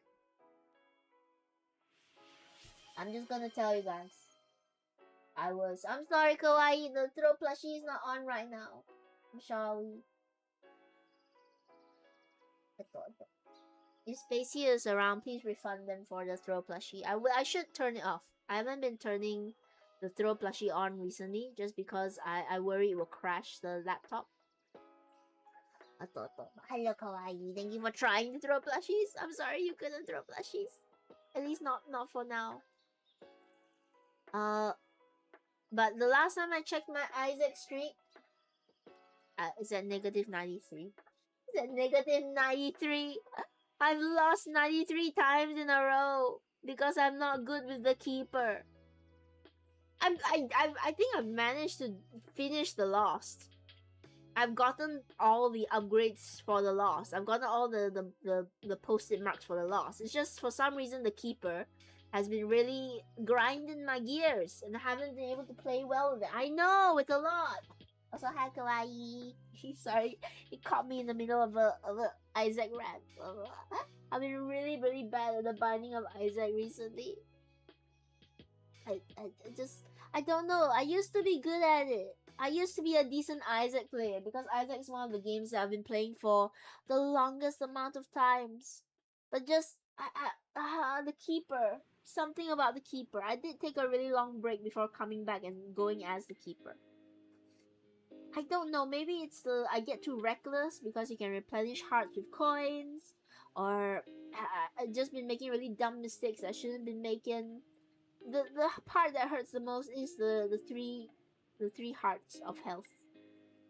Because once you lose two, you're in a dangerous spot, and you start getting too reckless. I had to tell Salu's mom how to refund the moment. Oh, is Salu on right now? Currently on break from us. Kawaii. If you come back in, you might lose some skill. So play. Who have you not completed yet? Or have you completed all of them? All the check marks. I'm going for the 100% completion on all save files eventually. Eventually, I'm taking my time. Salu was yesterday. I did drop by Salu's stream yesterday. Guys, don't tell Salu. Don't tell Salu. Don't tell Lyro. I don't know them personally, so don't tell them anyways because they're gonna be like, who are you? Who are you people? But don't tell these guys that I'm very tempted to make plushies of them. I'm very tempted to put them on the plushie list. I've already put everybody that I can put on this most recent plushie list. Okay, I managed to get Scoopy. I managed to get. I wanna make Rio a plushie as well. Rio stat, just cause she's been such a joy to have known. I'll check on almost all regular characters except Jacob and paint out a few of them. That's good. You're further ahead than I am. I once had everything check marked off, but that was on my Switch. So when I switched over to Steam, I had to start all over again. So I'm in the process of getting it all from my first save file.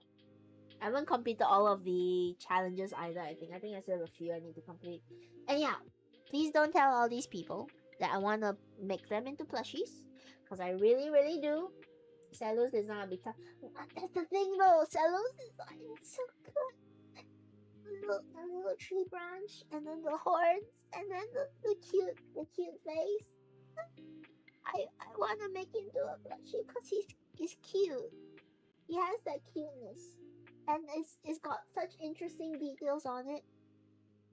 Luckily, I don't know Salo very well, so less obligation to put him on a plushie list.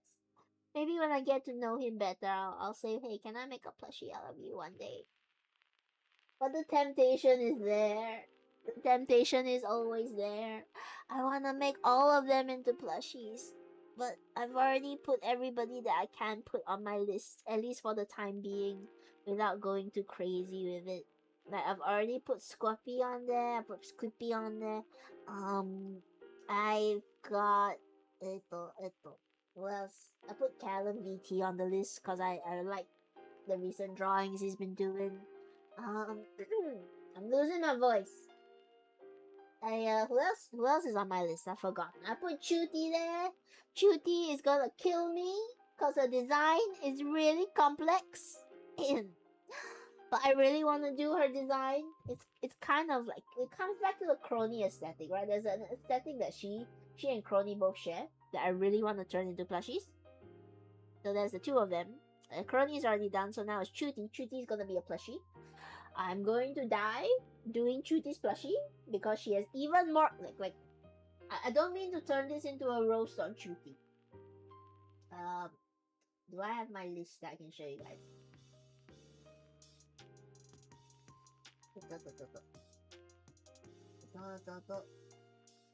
Let me show you guys the latest plushie list. Yep.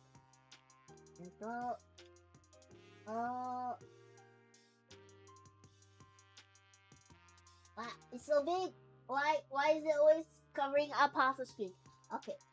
So this is my plushie list for 3.0. Jiggy's not on this list, he's on list 1. We're trying our best to finish list 1. So, after Jiggy, it will be Alistair that won our plushie raffle. Our vote winner. Then an actual log is of course going on right now. Caleb is next. I might do something a bit special for Caleb's plushie. I'm not sure yet. I'm debating it. There's a reserve slot just cause I'm waiting for it to be confirmed on VGen. And then look at Chuti. Look at how cute Chuti. Look at how many colors Chuti has. He's a Decora zombie. So I'm gonna have a tough time because Decora is very lovely to look at, but also extremely difficult to do just because there's so much on it. Thank you so much for the follow. I'm sorry I didn't even say hello, Catman. Thank you so much for joining the bunker. Feel free to chat, feel free to learn, feel free to just have a good time, alright? I'm losing my voice, but we're gonna keep going. Then Monkey is there on the list. Now I give you guys a little bit of a secret, alright? I have to pick the list in a very specific order to not die. Cause if I did Caleb at the same time as Chuti, I would not be here.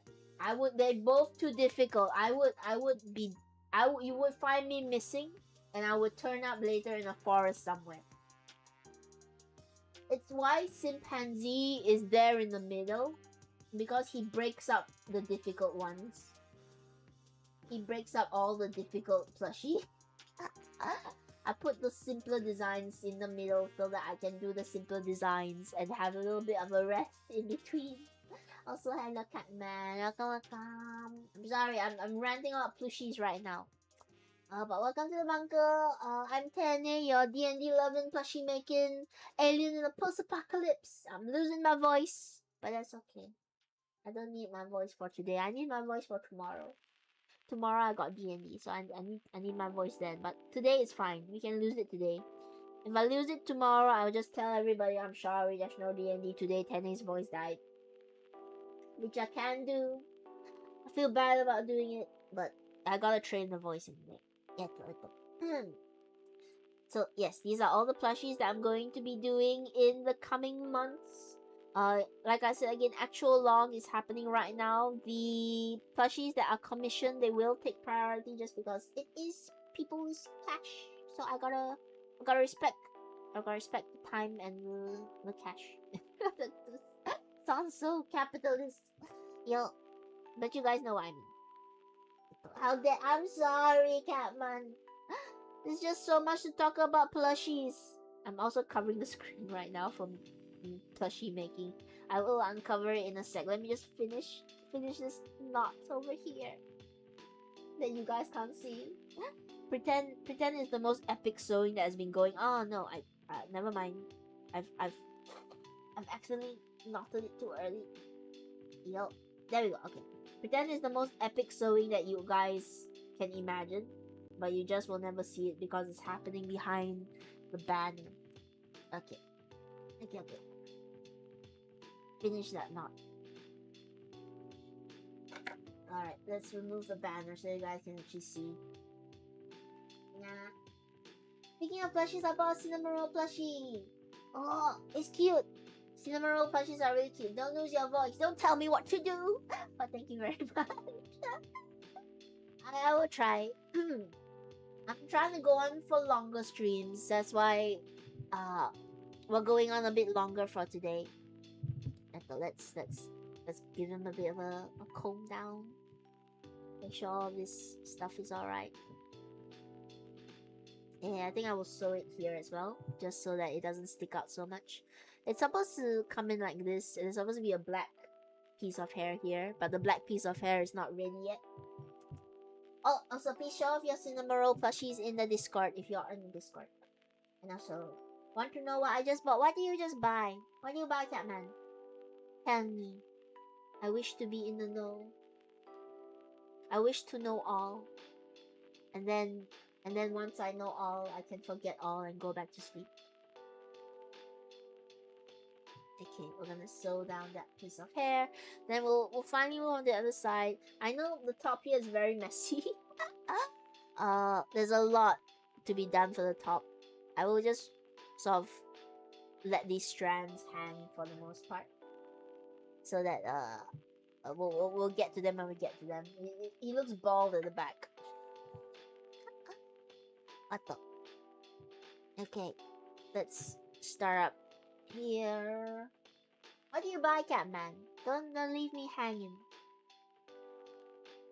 A buy cat plush hand crochet, 3 different colors of yarn. What kind of colors? Also, if you don't mind, you can go to the Discord and leave like a picture of it. Let's go. Here's my Discord. Try my best to be more active there as well. Would you guys like it if I just spam you all with daily questions? The buy flag. Ah, I see. I thought when you said buy cat, I was like, okay, I understand that the cat is buy. But what color is the cat?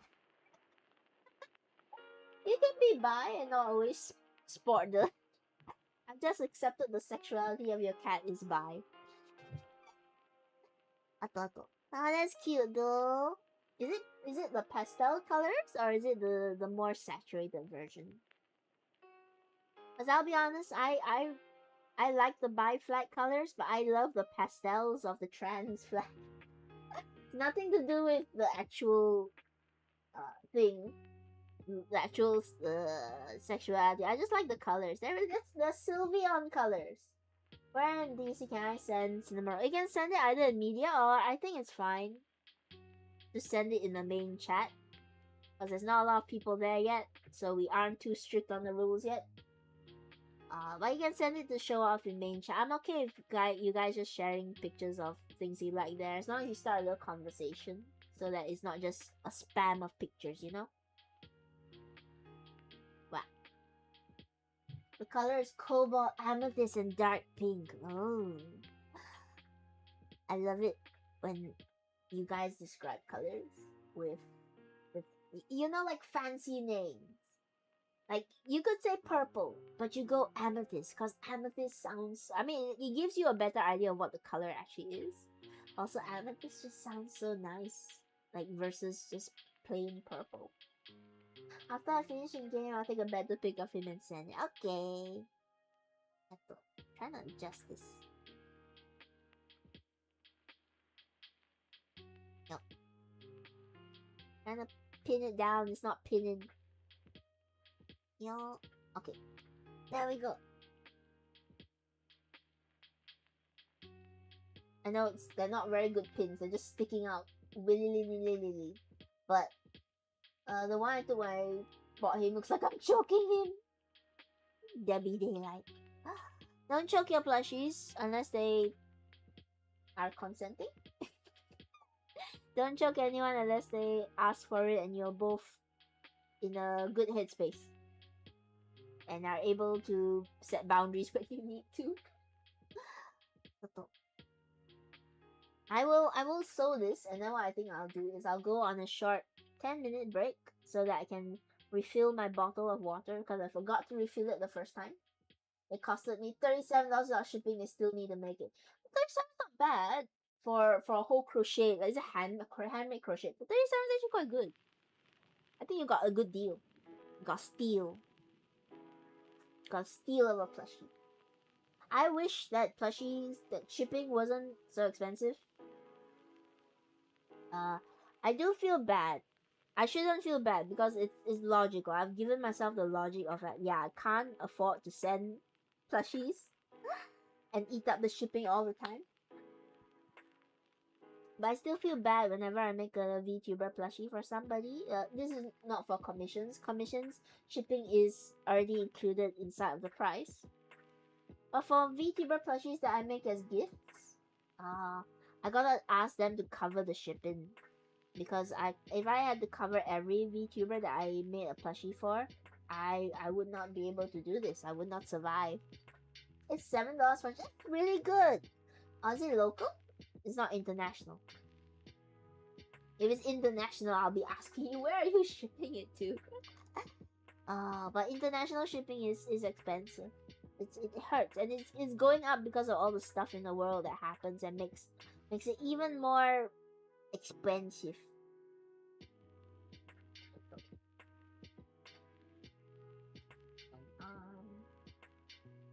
Gonna tuck this under. Yeah.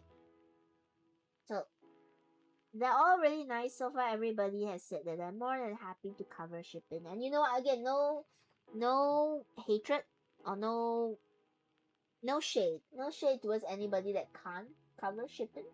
It's from Pittsburgh to New Mexico. I did not take geography. They sound like they would be that because Pittsburgh is American, right? And Mexico is Mexico, and those places are next to each other on the map because there's a border. Is that right? So it's land travel, right? You don't need to put it on a boat and watch it go around like the Swiss Canal or something for it to get to you. I took history. I didn't take geography. We had an option between history and geography when we were in school. I don't know why I took history. I guess it sounded more interesting than rocks. No hate to those people who love rocks. I love rocks now too. They're called dice. Ato. But yes, the prices of shipping and everything are all going up everywhere. And again, no shade to the people who don't want to pay for shipping because this is meant to be a gift, you know. So it's more than okay if you don't or you can't afford or you just don't want to pay for shipping. That's more than fine.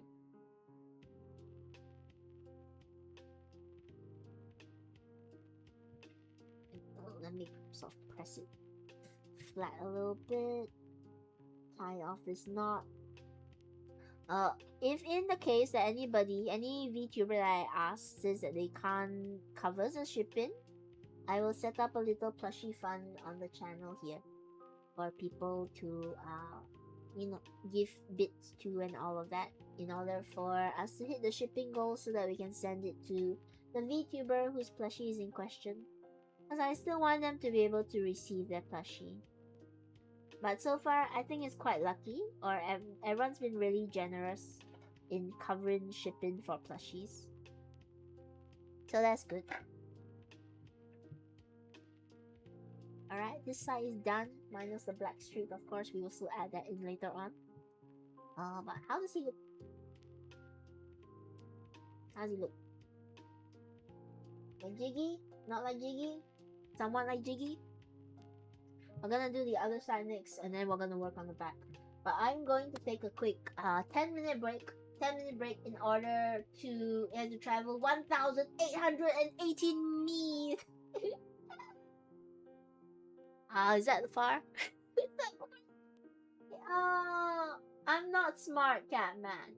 I'm not smart.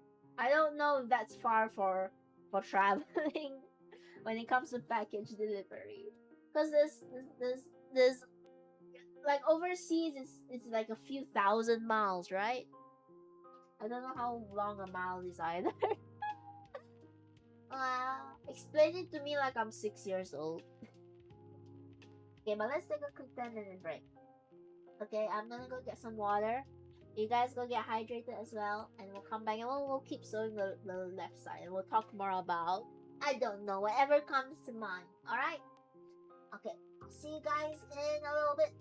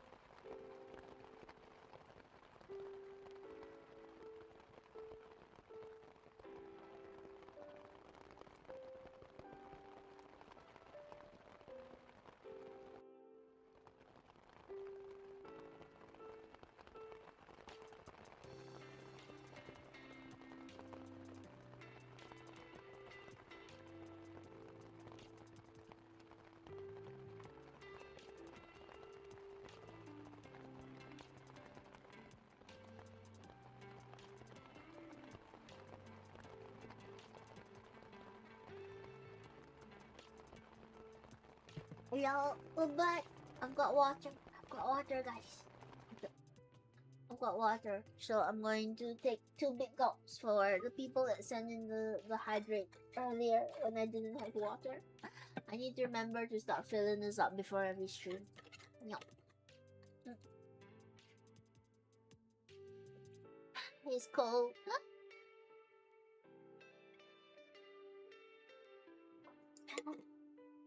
Okay, I'm hydrated. I hope all of you guys are hydrated as well. Nobody tell Penny I banned them. Who did you ban? Who did you ban? Who did you ban and then unban? What happened? You dropped your phone. Newbie. If you got banned, you got banned, you got permission to. How could you say? Was it Freaky? Did you ban Freaky? Catman, oh Catman. I hope you're okay. It's gone. They're gone. They're like, oh, I guess I'm banned now. It's time to leave forever. Oh no. I'm sorry, Catman, but it's okay. People make mistakes. Freaky's fine. Spacey's only human. Freaky, I don't know. Freaky maybe not human. I could never ban Freak to the love of my life. Is Chimpanzee still around? Chimpanzee gone to work. But I know Chimpanzee's a hardworking monkey. Chimpanzee, you still around? Or have you left? I'm gonna put another message soon about the D&D stuff. Freaky will know. I'm gonna put another message too about the D&D stuff to tally the people that have already put in their vested interest. Cause I really want to make it happen. I will move the heavens and the earths and all the earths, all the multiple earths and all of the timelines that we're in. Andy's probably eating a banana. He probably is. He has expressed interest. It sounds so form. He has expressed interest in becoming part of D&D as well. But I gotta ask people's permission to see whether he is allowed. Because it's a different friend group. You always gotta ask permission if you're bringing in different friends to different places. Don't just hop. Ask your friends permission first before you kidnap them. I ask the people who are going to be in the place where you're kidnapping to whether you have permission to kidnap someone over. You know, it's only polite that you ask and make sure that everyone is consenting before you forcibly kidnap them to a new location out of their knowledge. This is crime tips 101 with Tanny. If you get implicated, please don't mention me. I was never here. I don't even exist. If you go to jail, you've never heard of me before. Headline: This VTuber encouraged people to commit crimes and then they did. Is our Earth doomed? Are influences being too much? Go to random person street, ask you. Yeah, at least you ask, right? It's better than just not asking and just kidnapping them straight up. If you ask them first whether they're okay with being kidnapped and they say yes, I think you might have found your soulmate. Or at least somebody who's on the same level as you. Here's the question, guys. What do you consider an influencer? Because one of my D&D colleagues was saying that technically they're an influencer just because they have a single Facebook page up about them. What's the definition of influencer? Is it just anybody that is online with a presence? With a I ripped something. Do you have to have a following to be considered an influencer still, or is that old? Is that the old ways of thinking? Now anybody can be an influencer. Can they influence me to do crimes? Oh no! Oh, Spacey, don't go to jail. Actually, out of everyone here, I think Spacey is the most likely to go to jail because they're gonna blind someone with that flashlight on their moonlit walks, and I don't know, Batman's gonna come in. Be like, what you doing? This a person promotes some kind of lifestyle online. So am I not considered an influencer because I don't want you guys to do anything? Oh, you live your life however you want to do. Don't do crimes. You live your life however you want to. Are VTubers not influencers then if they're not actively pushing you to do something? But buy my merch. I don't have merch. And that's what they say. Buy my merch. God, they influence me. What did I influence you to do, Freaky? How have I impacted you? To the ah, Freaky. Did you sleep? did you sleep? Are you coherent right now?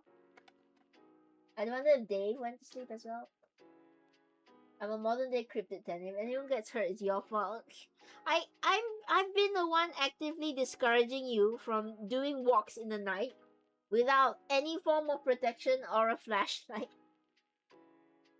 Like I've been you nearly got jumped. I will keep bringing that up. Freaky, you're not doing anything life threatening, are you? You're not walking out in the middle of the night doing stuff. You told me to bring weapons. I told you to bring protection. There's a difference. Weapons are aggressive. Protection is passive. One requires you to be actively doing something. The other is in defense of something. Wow. Trying to position this right. Looks a bit weird. Okay.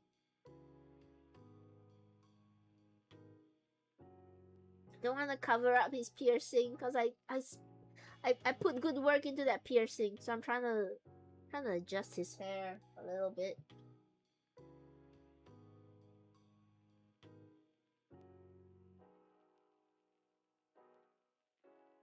Alright, so this comes down here. And the rest are sort of in weird positions. But I think if it's here, and as long as we don't sew down this section, it should still show off his piercing a little bit. So that Tene's efforts did not go to waste. And it still looks like him. He's got a high forehead. It's a big forehead. Big badger boy forehead. Is pepper spray a weapon of protection? Best defense and a good offense. Oh no. D&D players should not be consulted on defense because the number one go-to is to pick the big thing or punch somebody. I said pepper spray. It's protection, right? It's only if somebody does something that's not good that you go, haha, pepper spray in your face. If you're using it that way, I think it's fine. I think your protection is self-defense. Pepper spray is made to be non-lethal anyway, right? It's not meant to kill people. It's just meant to disarm them. The difference between weapons and defense is intentions. Every D&D player out there is using a weapon. Nobody is defending. All of them are using a weapon. You start combat. That's you're already the aggressor. Even if you were the one attacked, you're continuing the combat.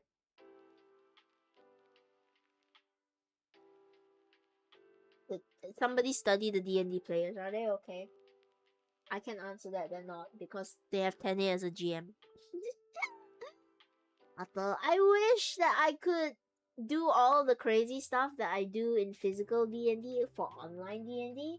Like Freaky. How freaked out would you be if I just puked on camera? I puked out blood on camera.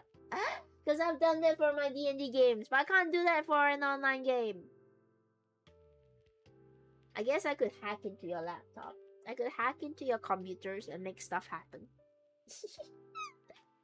For legal reasons, this is a joke. Please do not sue me if you get hacked.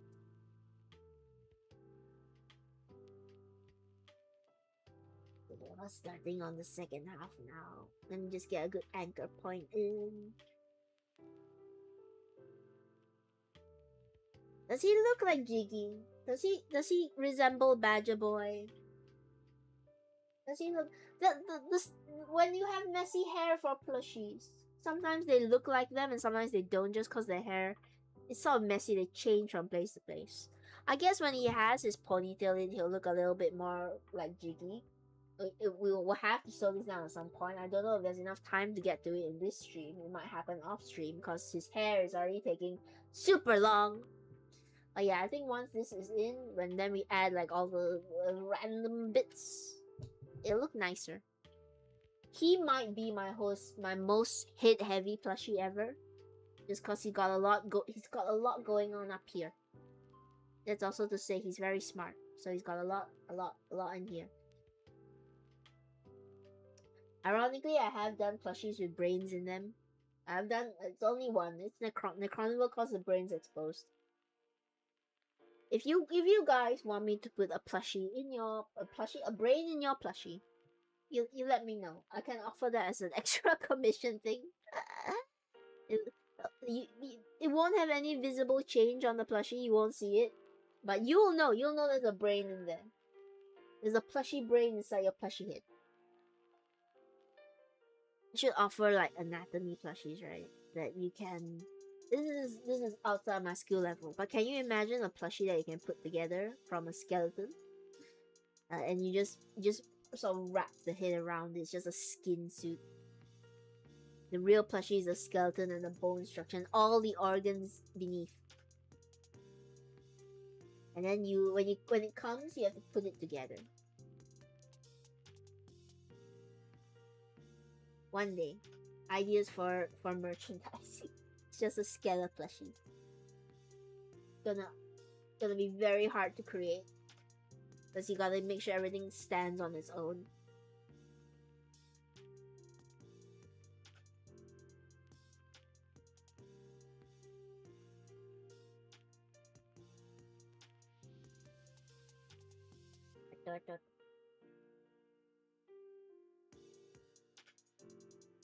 Wait, where am I?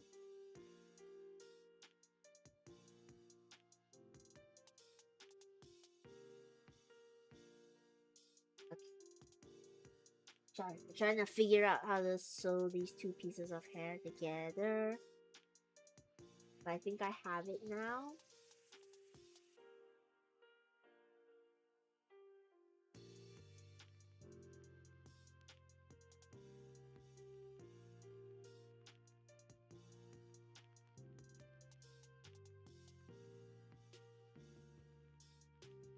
I gotta go in and do some prop making later on. And I'm a bit scared because the prop has run into some problems, so I had to contact the main guy for the team and tell him, hey, the prop is having a few problems. It's not secure enough at the base. We thought that it would be secure enough at the base, but it isn't.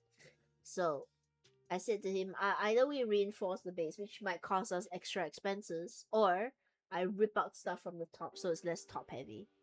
And he's a very nice person. He said, you know what, we're gonna try and save the aesthetic here. We're going for the aesthetic vibes. We'll see what we can do to reinforce the base of this very massive prop. That's gonna be the centerpiece of everything that we're building towards. It's kind of like a tree. It's not a tree, but it's kind of like a tree in terms of how it looks. And right now, the area on top is way too top heavy, so it's having trouble standing. And I've had to rip out the entire base to try and reinforce it, but that has made it weaker because it now doesn't have a base. It used to be a weak base, now it don't even have a leg to stand on. So, where are the lost? People have suggested sandbags. I'm gonna see what my main guy says, what my main boss says about this tree structure, and whether or not we gotta do more to reinforce it. But I'm gonna go back into there. I'm gonna finish up the rest of it, and then we'll figure out what we're going to do. I'm a bit sad because it just means we're gonna have to take a bit longer working on it. That's the world of props.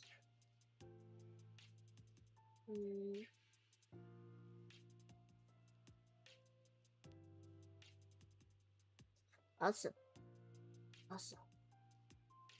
There's one more thing that I want to say, but I want to focus on doing this first. How many of you guys are bronies? Or whatever the other term is. I don't know if there is another term for people who really, really liked My Little Pony and everything. Because recently, the internet has been in a bit of an uproar because of some potentially leaked marketing material that showcases the ponies. Now, for context, I don't really watch MLP. I enjoy it for what is given. A lot of people have good things to say about the one by Lauren Faust, was it? And they had apparently they had good messages and all of that, and people were really happy, and that's good. That's good. But for context, the cast, there are 5 ponies, right? There are 5 ponies. Let's see if I can remember the name. There's Twilight Sparkle, there's Applejack, there's Rarity, there's Fluttershy. Out of them all, I think I like Fluttershy the best. Just cause her voice sounds nice. Am I missing one? Rainbow Dash, right? The really fast one. I think that's all 5. There's five of them.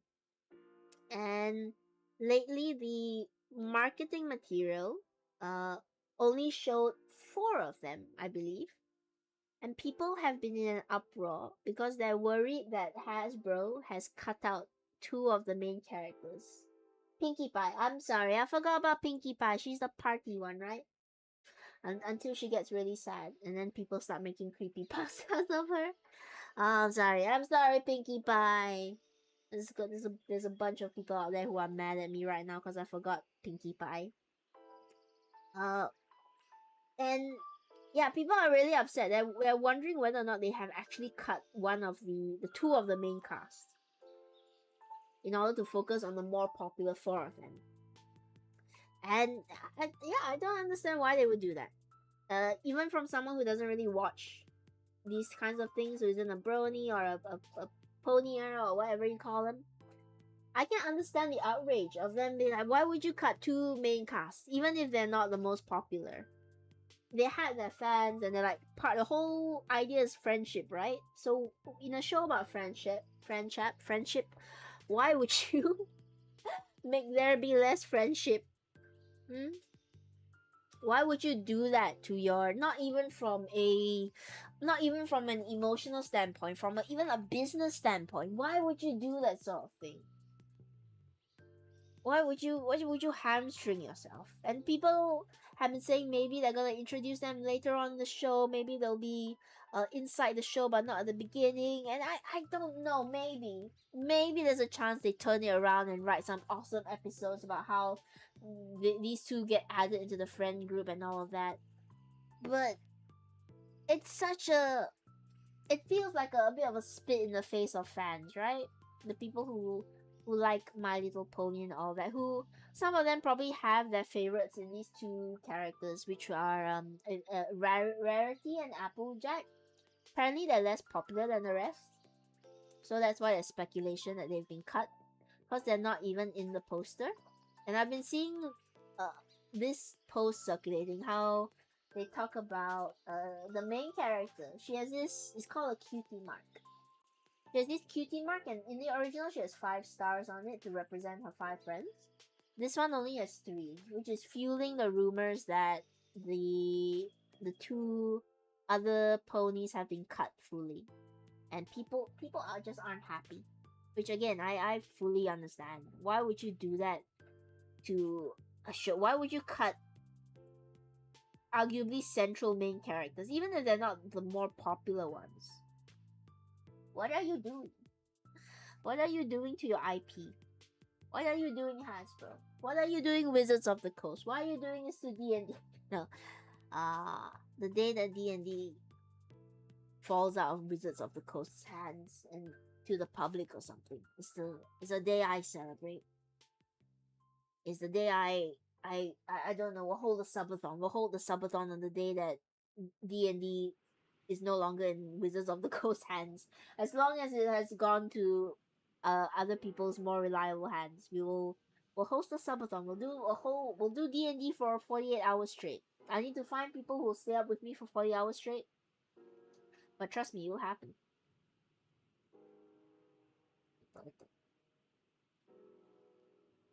Hang on. Just trying to get this needle through. But yeah, if you are a brony, or you just like My Little Pony, or even if you just want to comment it on like the media and all of that, how do you guys feel? How do you guys feel if a show purposefully cut out 2 out of 5 of 6 main characters? In those hours, you get all the marks on the keeper. It's sad because it's true, Mark. I haven't even gotten 1 mark. I've gotten greedier on the keeper, which is it's more or less the easiest mark you can get for all of the characters. Like playing greed mode is the easiest way to get a mark on a character. You don't really need to think for greed mode. You just need to find only one. Yes, it's only been 1. I haven't been able to complete any of the other paths. I've been trying to finish the mother path with all the alt floors. But I've not been successful. I just keep dying. I keep making stupid mistakes. I might play it on the channel just so you can see how much I fail. Are we talking regular keeper? It's not even tainted. Although I think tainted is more powerful, right? It's just regular keeper. I've not been able to do regular keeper. I'm so ashamed. 91, 93. 93 tries. I've been trying to go for mother 93 tries. I have not made it past the mines. I think once I did. I did once and then I died because I was way too careless. I'm a very reckless Isaac player. If I see a curse room, I'm trying that curse room. You make me want to play Isaac. Go do it. If you're in the mood for it, do it. But I just started a game and did like, that's fine as well. Do whatever you want to do. It's a game. You can play it whenever your heart feels like playing it. But yes, it's been bad. It's been real bad for the Isaac wins.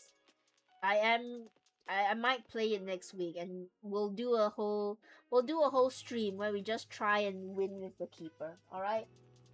And if I don't win, what do you guys want me to do? I've seen VTubers doing challengers on stream. Like, I think somebody ate a raw head of broccoli recently. What would my punishment be if I cannot beat Keeper? If I cannot get a check mark on Keeper? What would you want me to do? I don't think you should ask me to eat raw vegetables because I like vegetables. Why don't you go for unlocks above the start? I think I have unlocked most things, but it's a bit of a pride thing as well. I always go for mother first. I always try and get the hardest one out of the way first. Because once the hardest path is eat a raw egg. Oh no. I will die, I think. My stomach is so weak. I gotta be careful with food challenges. I can eat foods that are disgusting, but I think I have to put my foot down and say they have to be cooked.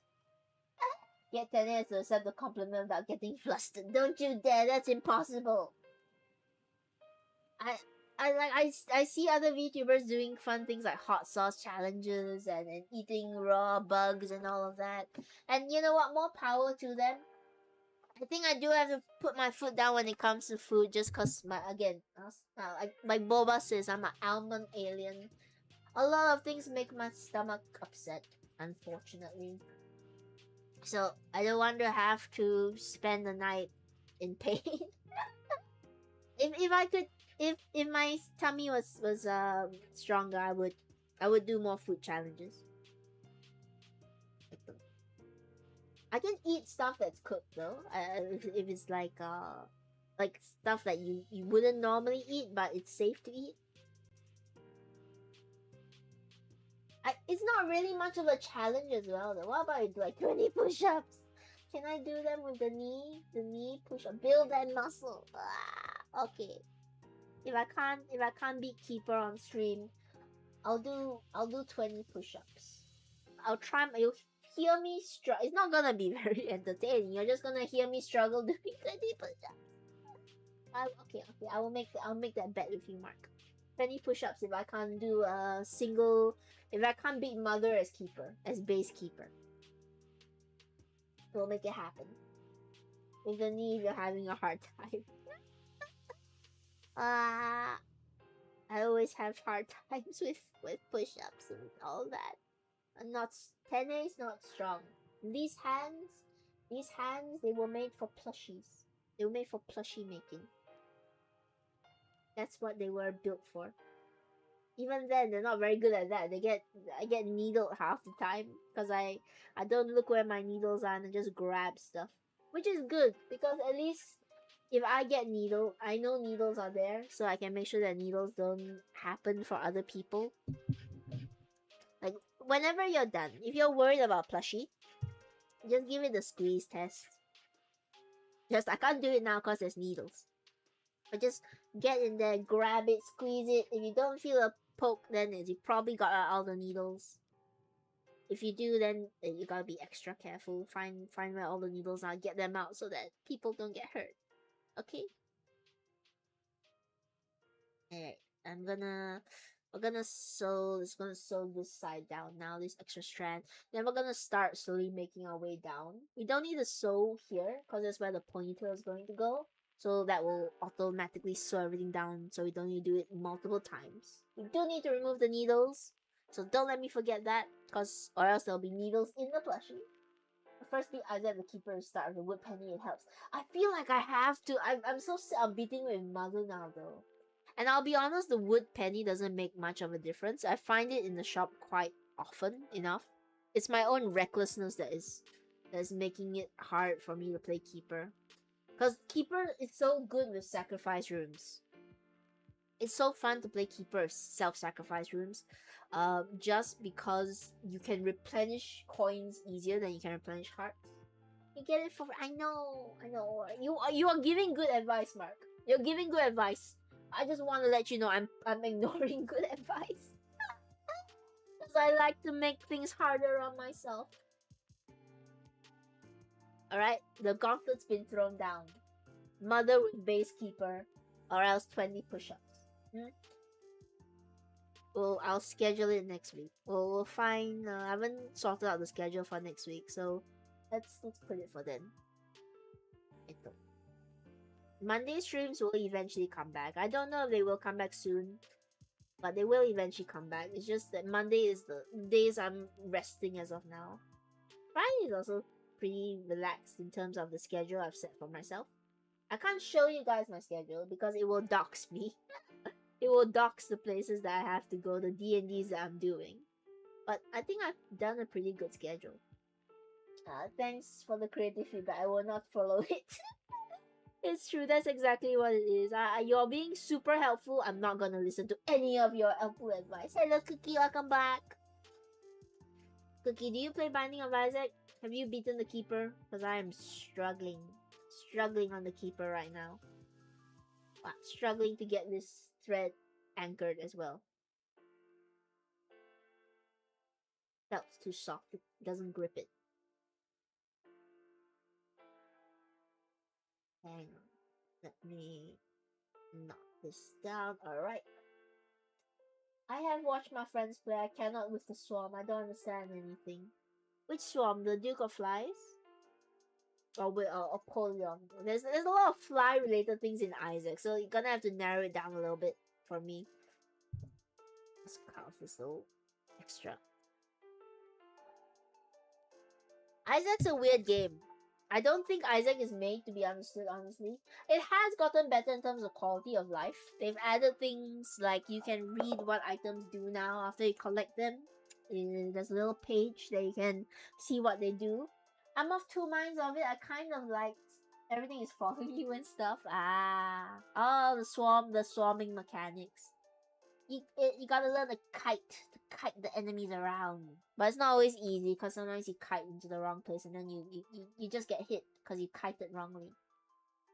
I don't mind the swarm mechanics so much, but they can be hard when there's multiple enemies with various enemy patterns that you have to like pay attention to and figure out what does what, which goes where.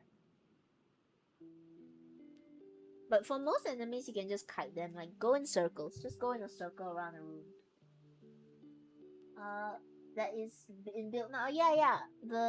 It's in. I don't know if it's in the main one, but certainly in the beta branch, they have the little when you pick up an item and you pause the game and you go to my stuff, you can see what items you have and they tell you the effects of the item. I'm of two minds of it because I didn't really like it when you had to sort of memorize and figure out what items do. You can turn it off, I believe. But it is helpful. It is helpful, especially if you're at a point in time where you've already done all the items. You more or less know what they do. It's good to have a bit more of a concrete descriptor of them. But I do miss the time where you had to get by the skin of your teeth. Do you remember what this item does? Do you remember how much percentage it gives you? If you don't check the stats, do you remember what stats you had before you picked up the item? I like that challenge. It made me feel special when I picked up an item like, yep, I remember what this does. Oh, to be late, I know all the items in the game. The hell, yeah! I barely play any of the games. They're good games, Cookie. But I understand that it's not for everyone, you know? Because it's a little bit, it's tricky. It's definitely a very old school sort of vibe. I still think it is one of the best roguelikes though. I mean, it's what made many roguelikes popular. It was the Binding of Isaac. And I do hope that it continues to grow. Edmund Macmillan has said that Binding of Isaac 2 is always in his mind. He's working on Mugenics now, so that's fine. We'll work on Mugenics. Mugenics not a bad game either. I haven't finished it. I haven't gone back to it in a while because I'm still on Isaac. but one day I'll come back and I'll finish that up as well. Maybe if you guys. When I do private, I always end up going back to Minecraft and ML, blah blah. Minecraft's a good game though because you can do nearly anything in Minecraft. So I understand that because once you can do anything in Minecraft. You can add a mod and basically turn it into a whole new game. You never need to play another game once you have Minecraft. Eugenics is good, but too much brain power to arrange the cast and choose what to take on an adventure. I do like Isaac more because there is less. You don't need to worry too much about the strategy of things. You can just focus on Isaac and not worry about having like assigning which cat gets what item. Probably code the Binding of Isaac in Minecraft. I think there is already a mod in there. So you can, I don't know how outdated it is because it was made really early on, but I bet somebody has done the whole of it. You know what I want to do with the Binding of Isaac? I want to make it into a roleplay character, but it has to be like a freeform, not D&D based. Cause back in my day, when I was but a young tenny, there were roleplay forums that you could use. And one of the roleplay forums, which was a really exciting idea, is take a character from a video game, you get their powers, and now we're fighting in the apocalypse. So of course, I chose Isaac, and I made it so that the character always had Mom's purse around him, and whatever item he pulled out from Mom's purse would affect his superpower in the roleplay. And it was really fun, but it didn't last because the thread died really soon. The issue with forum roleplays is that a lot of them start and then they just die off like at the gate. Fun fact, people can now make animations in Minecraft, the new pillow item. Oh yes, I saw! The redstoners are getting even more powerful now. We can make we can make Bad Apple again. Can make Bad Apple one more time in Minecraft. Back in my day, we used to have Persona. We still have Personas. It's not gone. Persona's back. Persona 4 is getting the remix, which I will get eventually. I want to bundle all the 3, 4, and 5 together to play it. And I'm excited for 6, but also tentative because 5 was so good. I kind of don't want to let go of the Persona 5 characters. I would rather they just do Persona 5.2. Bring back the characters. Give us more. Give us more. I don't like to move on to the new things. Let me continue relieving the old things first until I'm done. When I'm done with the old things, then we can shift on to something else.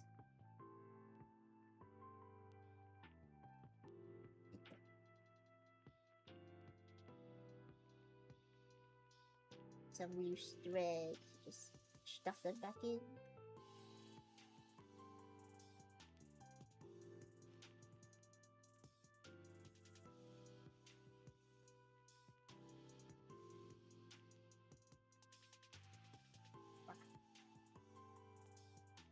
Okay. And then who should I play in Isaac? Have you got everyone unlocked?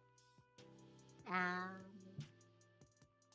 it's been a long while. Why not just classic? Actually, no. Now let's go hard. Let's do my favorite character, which is of the original cast, not the new ones. Before Keeper, before everyone. Do Judas. Do Judas. I like Judas because I always favor glass cannon build. Yeah, Judas should be early on. I think I forget what you have to do. You gotta get a certain percentage of damage to unlock him, or something to that effect. Uh, yeah, I love glass cannon builds, which is why I die so much because I do a lot of damage. I can't take a lot of damage, and I think my dodging skills have failed. Have deteriorated after I took a break from Isaac for a while. Like glass cannons, I love them. If everything dies before it can hit you, then you're never gonna get hit. You don't need health if you never get hit. Yeah, you don't need to be tanky if you never have to tank anything. You just do stupid amounts of damage. Everything goes away in a flash, which is why I also like warlocks in D&D. And then you just succeed. You just win. You just get good. Just don't get hit. You gotta learn, guys. You gotta learn to just don't get hit, and then your health will never be a problem. You get Judas after beating Satan for the first time.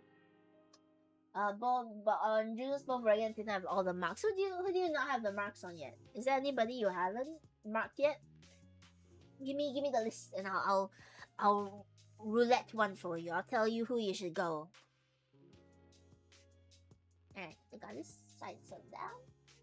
Now we're gonna start on all of this. Actually, we're gonna do one here first as well, just to keep this sewn down. Yeah. We're just gonna sew this up here. So we're gonna thread one more time. Thread our needle.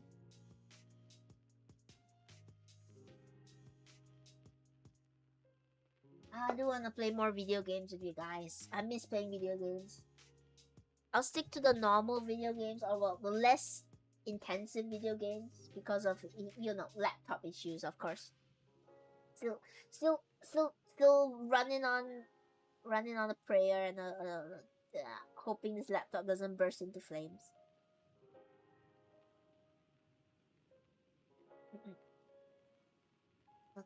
Trying to thread this.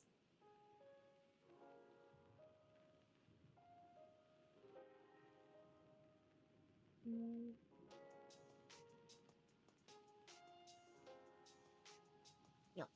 Okay, let's try cutting off the excess. Jacob and Esau on regular half-painted characters are missing marks. I think you gotta bite the bullet. Let's get Jacob and Esau out of the way, cause those are a pain to do. I did Jacob and Esau early because I knew that if I had to do them last, I would be so frustrated. They are a frustrating pair to play, and they are definitely there to challenge people not to be enjoyable. So Kawaii, bite the bullet. Get them out of the way, and then you can enjoy the rest of the Isaac without having to worry about them. I think even the tainted Jacob is way easier than Jacob and Esau together. Just cause it's so many things to put in the brain to keep track of where they are. You always just end up putting them as close as possible, or trying to make one completely invincible so you have to worry about them. Yeah, Jacob and Esau are tough Isaac characters.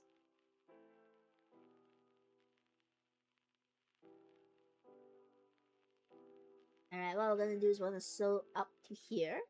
And I think we can probably just tie it off and continue onwards here. Sew some of these things down. Thinking about how much I want to sew it down. I might just sew down the front part, and then because the back part will be sewn down by the ponytail, so I can just leave this sort of hanging a bit loose. It won't be as strong, I think, but it shouldn't be bad.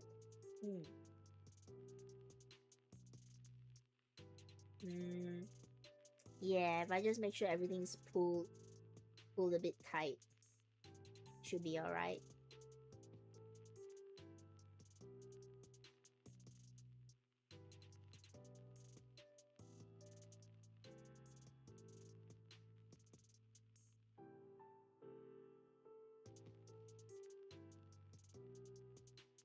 Just arranging it a little bit. Okay. Trying to get some of the fluffiness back in his hair as well. Because he's got a lot of fluffy hair. Normal just Jacob and Hitbox. Jacobs, yeah. I mean, I'm glad there's a slight damage boost with Esau, but it's not enough. It's just not enough. It's just painful. So I got rid of them super early onwards. I'm gonna have to play them again for the other two save files, because I do want to get the Dead God achievement, which is every save file 100%. So I'm gonna have that to look forward to. But at least for one save file, they are completely done and I just never have to touch them ever again.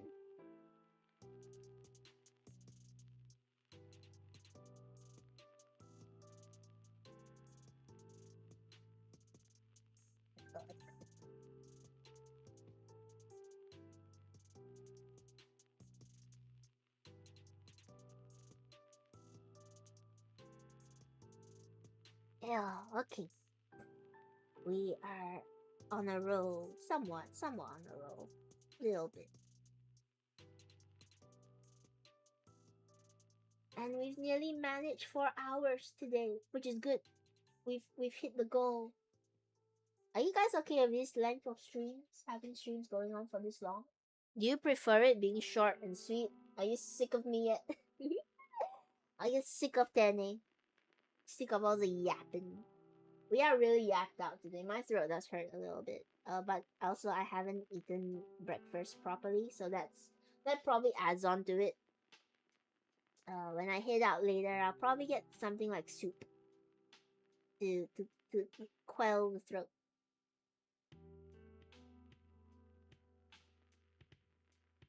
No.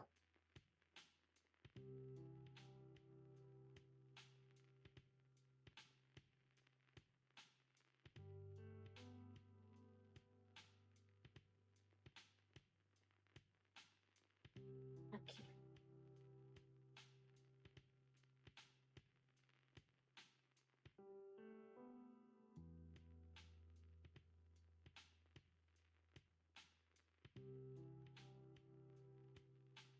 Sorry, let me concentrate on this a little bit.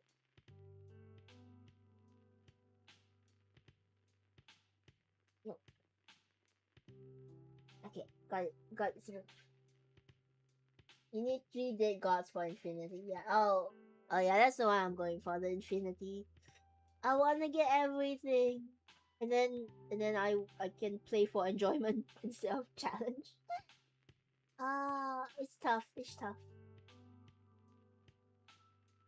But I'm a completionist. I need to get everything. It's just a visual in the menu. I know, it's just a visual in the menu. But it's such a nice visual. It's such a nice, such a good picture.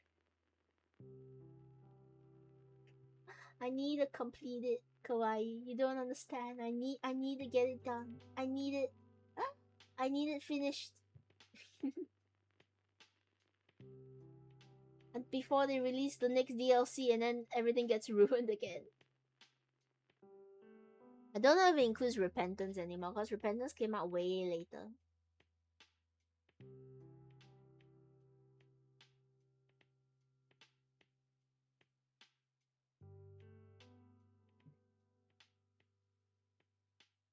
Mm, let me see.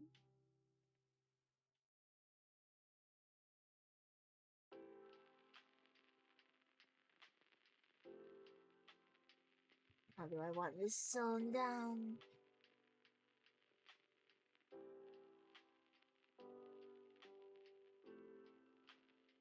I understand you because I also need it. Good luck, Hawaii. I believe you're way ahead of me. You'll be able to get it. You just slowly play through it until you're sick of Isaac. Then you'll take a break, and then somebody will talk about Isaac, and you're like, I should play Isaac again. It's addicting. It's an addictive roguelike.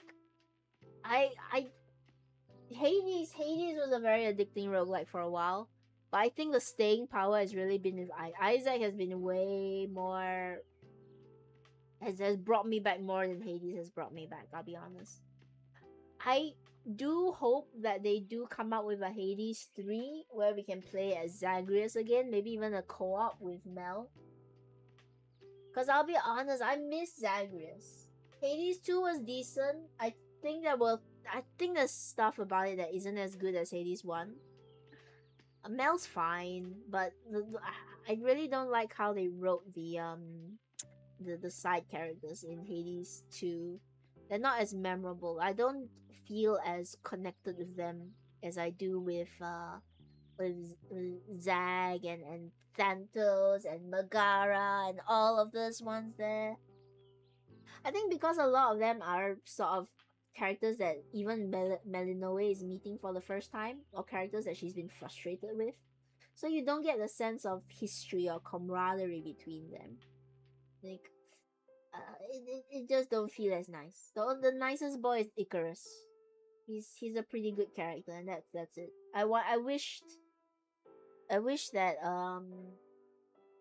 what's the death god? What's the guy? What's the name of the guy with the antler horns that I've cosplayed before? Uh, Halfway through the first part, I realized my mods were disabled. Time to start over the run. What mods are using those?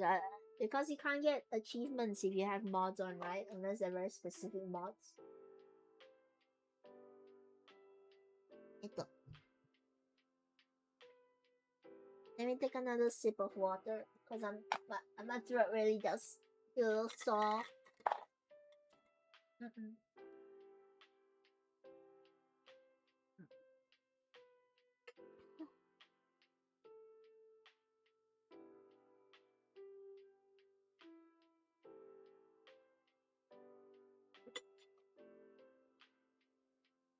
Okay, hydration.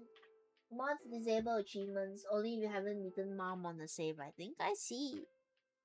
So you can get mods after you beat Mom and then you can just run through with mods?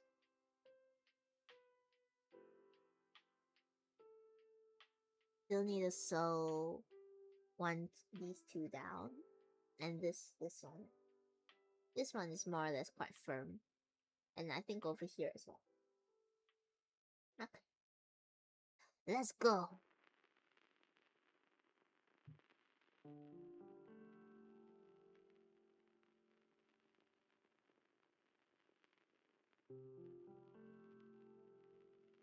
Wow. I can't even get the needle in.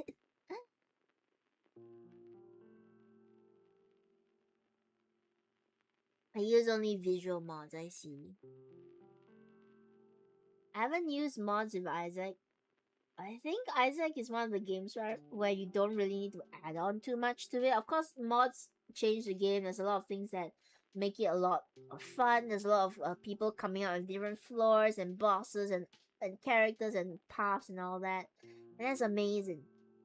But I feel like you could play base Isaac and still be pretty satisfied with how it is. Uh, you can't play base Skyrim and be satisfied after you have mods. Once you have mods in Skyrim, you just don't go back. You just don't go back to vanilla as much. I wanna replay Skyrim someday, but after experiencing Baldur's Gate 3, I don't think I can. But it's the better version.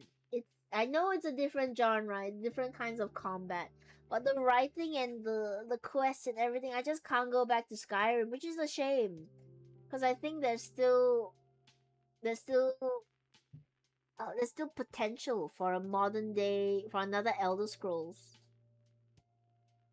I think it's still a genre that hasn't had its ultimatum yet. That hasn't had its full game of the year. This is the best game of the decade and nothing will ever top it moment yet.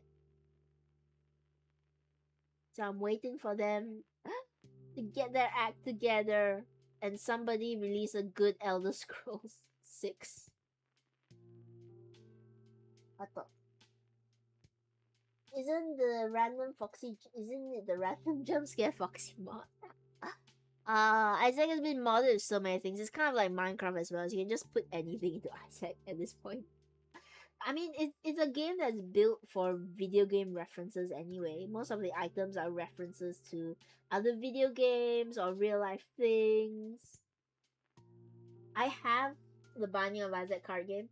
I have Four Souls. I will play it on stream one day for you guys when I have the bunker, when I have the proper desk. Yes, you can play it solo, which is what makes it so amazing because I don't have friends to play it with. So I will show you guys what a solo game looks like. It will be very confusing. It's gonna be hard to understand. It's not the best game for a stream. I love it. And I'll play it for you guys. And we'll nerd out about it together, okay? I'm ready for the 3 and New Vegas remasters. I've played them both so many times. I always feel like I don't really play Bethesda games, mainly because my laptop can't handle it, right? But also, I feel like there's yet to be a game of theirs that breaks the mold that they have set, right? Certainly they've had good games, and certainly they have had games that have changed people's lives. But they haven't broken their own mold, right? They haven't done anything that brings them up to that next level, the next level that they're trying to chase. They're not there yet. And I hope that one day they do reach there. Because I would love to pick up a Bethesda game and go, wow, this is so amazing. I can't think of any other game right now that compares. It hasn't happened yet. They're still trying to sort out their old formulas and all of that. And I'm not a big Bethesda fan, so I can't really talk too much about them as well since I haven't played the games. But I've seen so many avid Bethesda fans give their own take. I feel like I have an understanding of what's going on. Hello, Tammy. Hello. Welcome to the stream. We're just sewing today and chatting. Tenny, I'll be glad to see you play anything you enjoy. It's nice. Aw, thank you, Spacey. I do want to play stuff for you guys, though. Like, Tammy, what would you want me to play? I'm making a VTuber into a plushie. This is jiggyjigglez. Jiggyjigglez. We'll rate them afterwards if they're still online. But I'm turning him into a plushie because I turn VTubers into plushies. Because it's fun. No other reason. Well, okay. There is one other reason. I really like how it makes VTubers feel. Behest is pooping the bed so badly. What's Behest? So glad the new Xbox CEO went to them and put a positive what an image. Now we got 4 games now. Hopefully they're good games, Mark. Hopefully they're good games. Cause games is not enough now. They gotta have some heart, some soul. And it's our favorite scuff tuber. That's true. I'm super scuffed. I hope to be less scuffed. I'm trying my best to save up for a proper streaming setup, guys. I really am.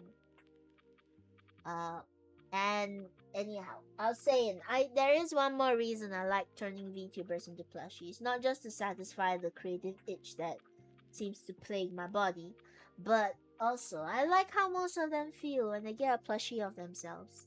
It's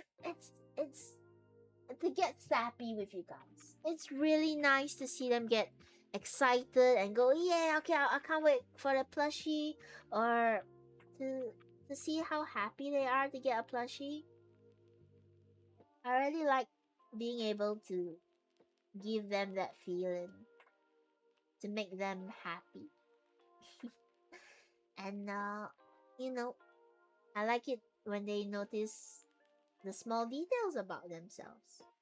Because the reason I like paying attention to the small details is that uh, I wanna show them that somebody out there cares about all these tiny little things. Do they do this often? I turn VTubers into plushies quite regularly. I wanna bring back more games and drawing to this channel, but I at least do plushie making twice a week.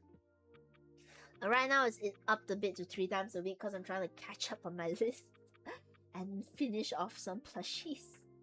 But usually it should return back to twice a week pretty soon. Once the gaming laptop happens, not a laptop, once the gaming setup happens, I'll be able to do more gaming stuff as well. So you get to see me be scuffed at games next. As scuffed as I am with everything else.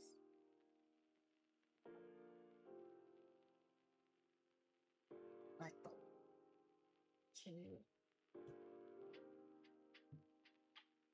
we will be probably, I want to call it in 20 minutes time, because we're setting a new goal of at least streaming 4 hours every stream. So we've nearly hit that, and I do have things I need to get to today. So many things that I have to get today, and tomorrow is a D&D field day, and then I have to do my whole early week of D&D events with kids. So I'm gonna have to sleep extra early and make sure I wake up on time, or else I'm gonna have a panic attack.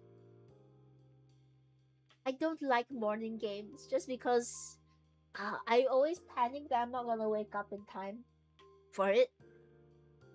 I worry an alarm goes off and I don't hear it, or something else is gonna go wrong.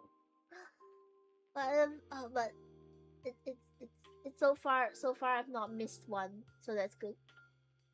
That's a lot. I do a lot of things. I try to do as many things as I can to have fun with you guys.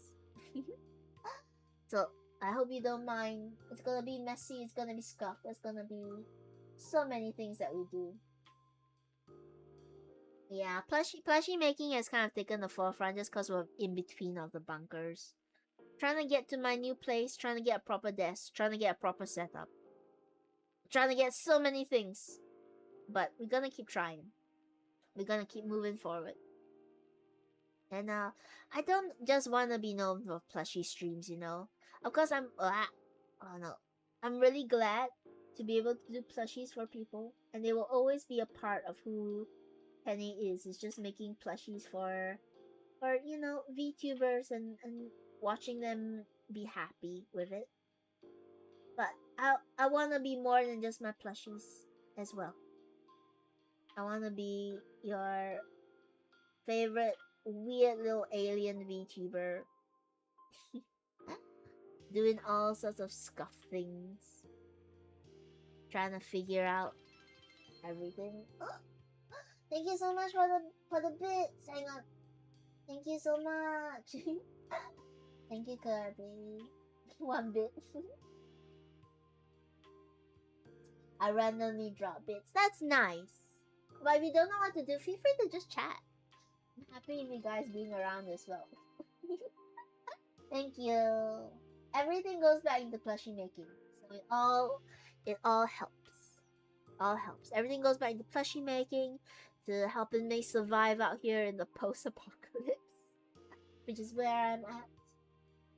So thank you so much. And it still it still amazes me that people, you know, they do stuff like give bits or sub or just follow. I'm so grateful to have all of you guys. And we've all been together for quite some time now. That's a little hint. That's a little hint for things to come. But not yet. I can't spill my secrets just yet. Okay? Be patient, guys. Be patient, and we'll get to the secret spilling in due time.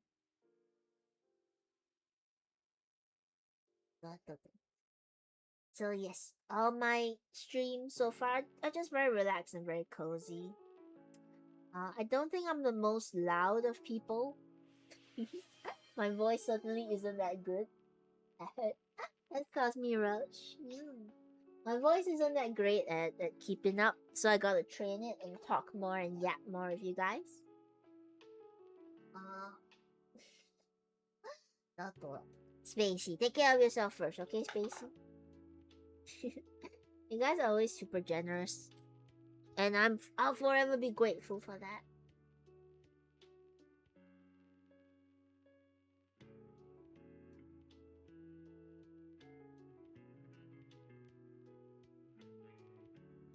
Okay, I think we've got it done.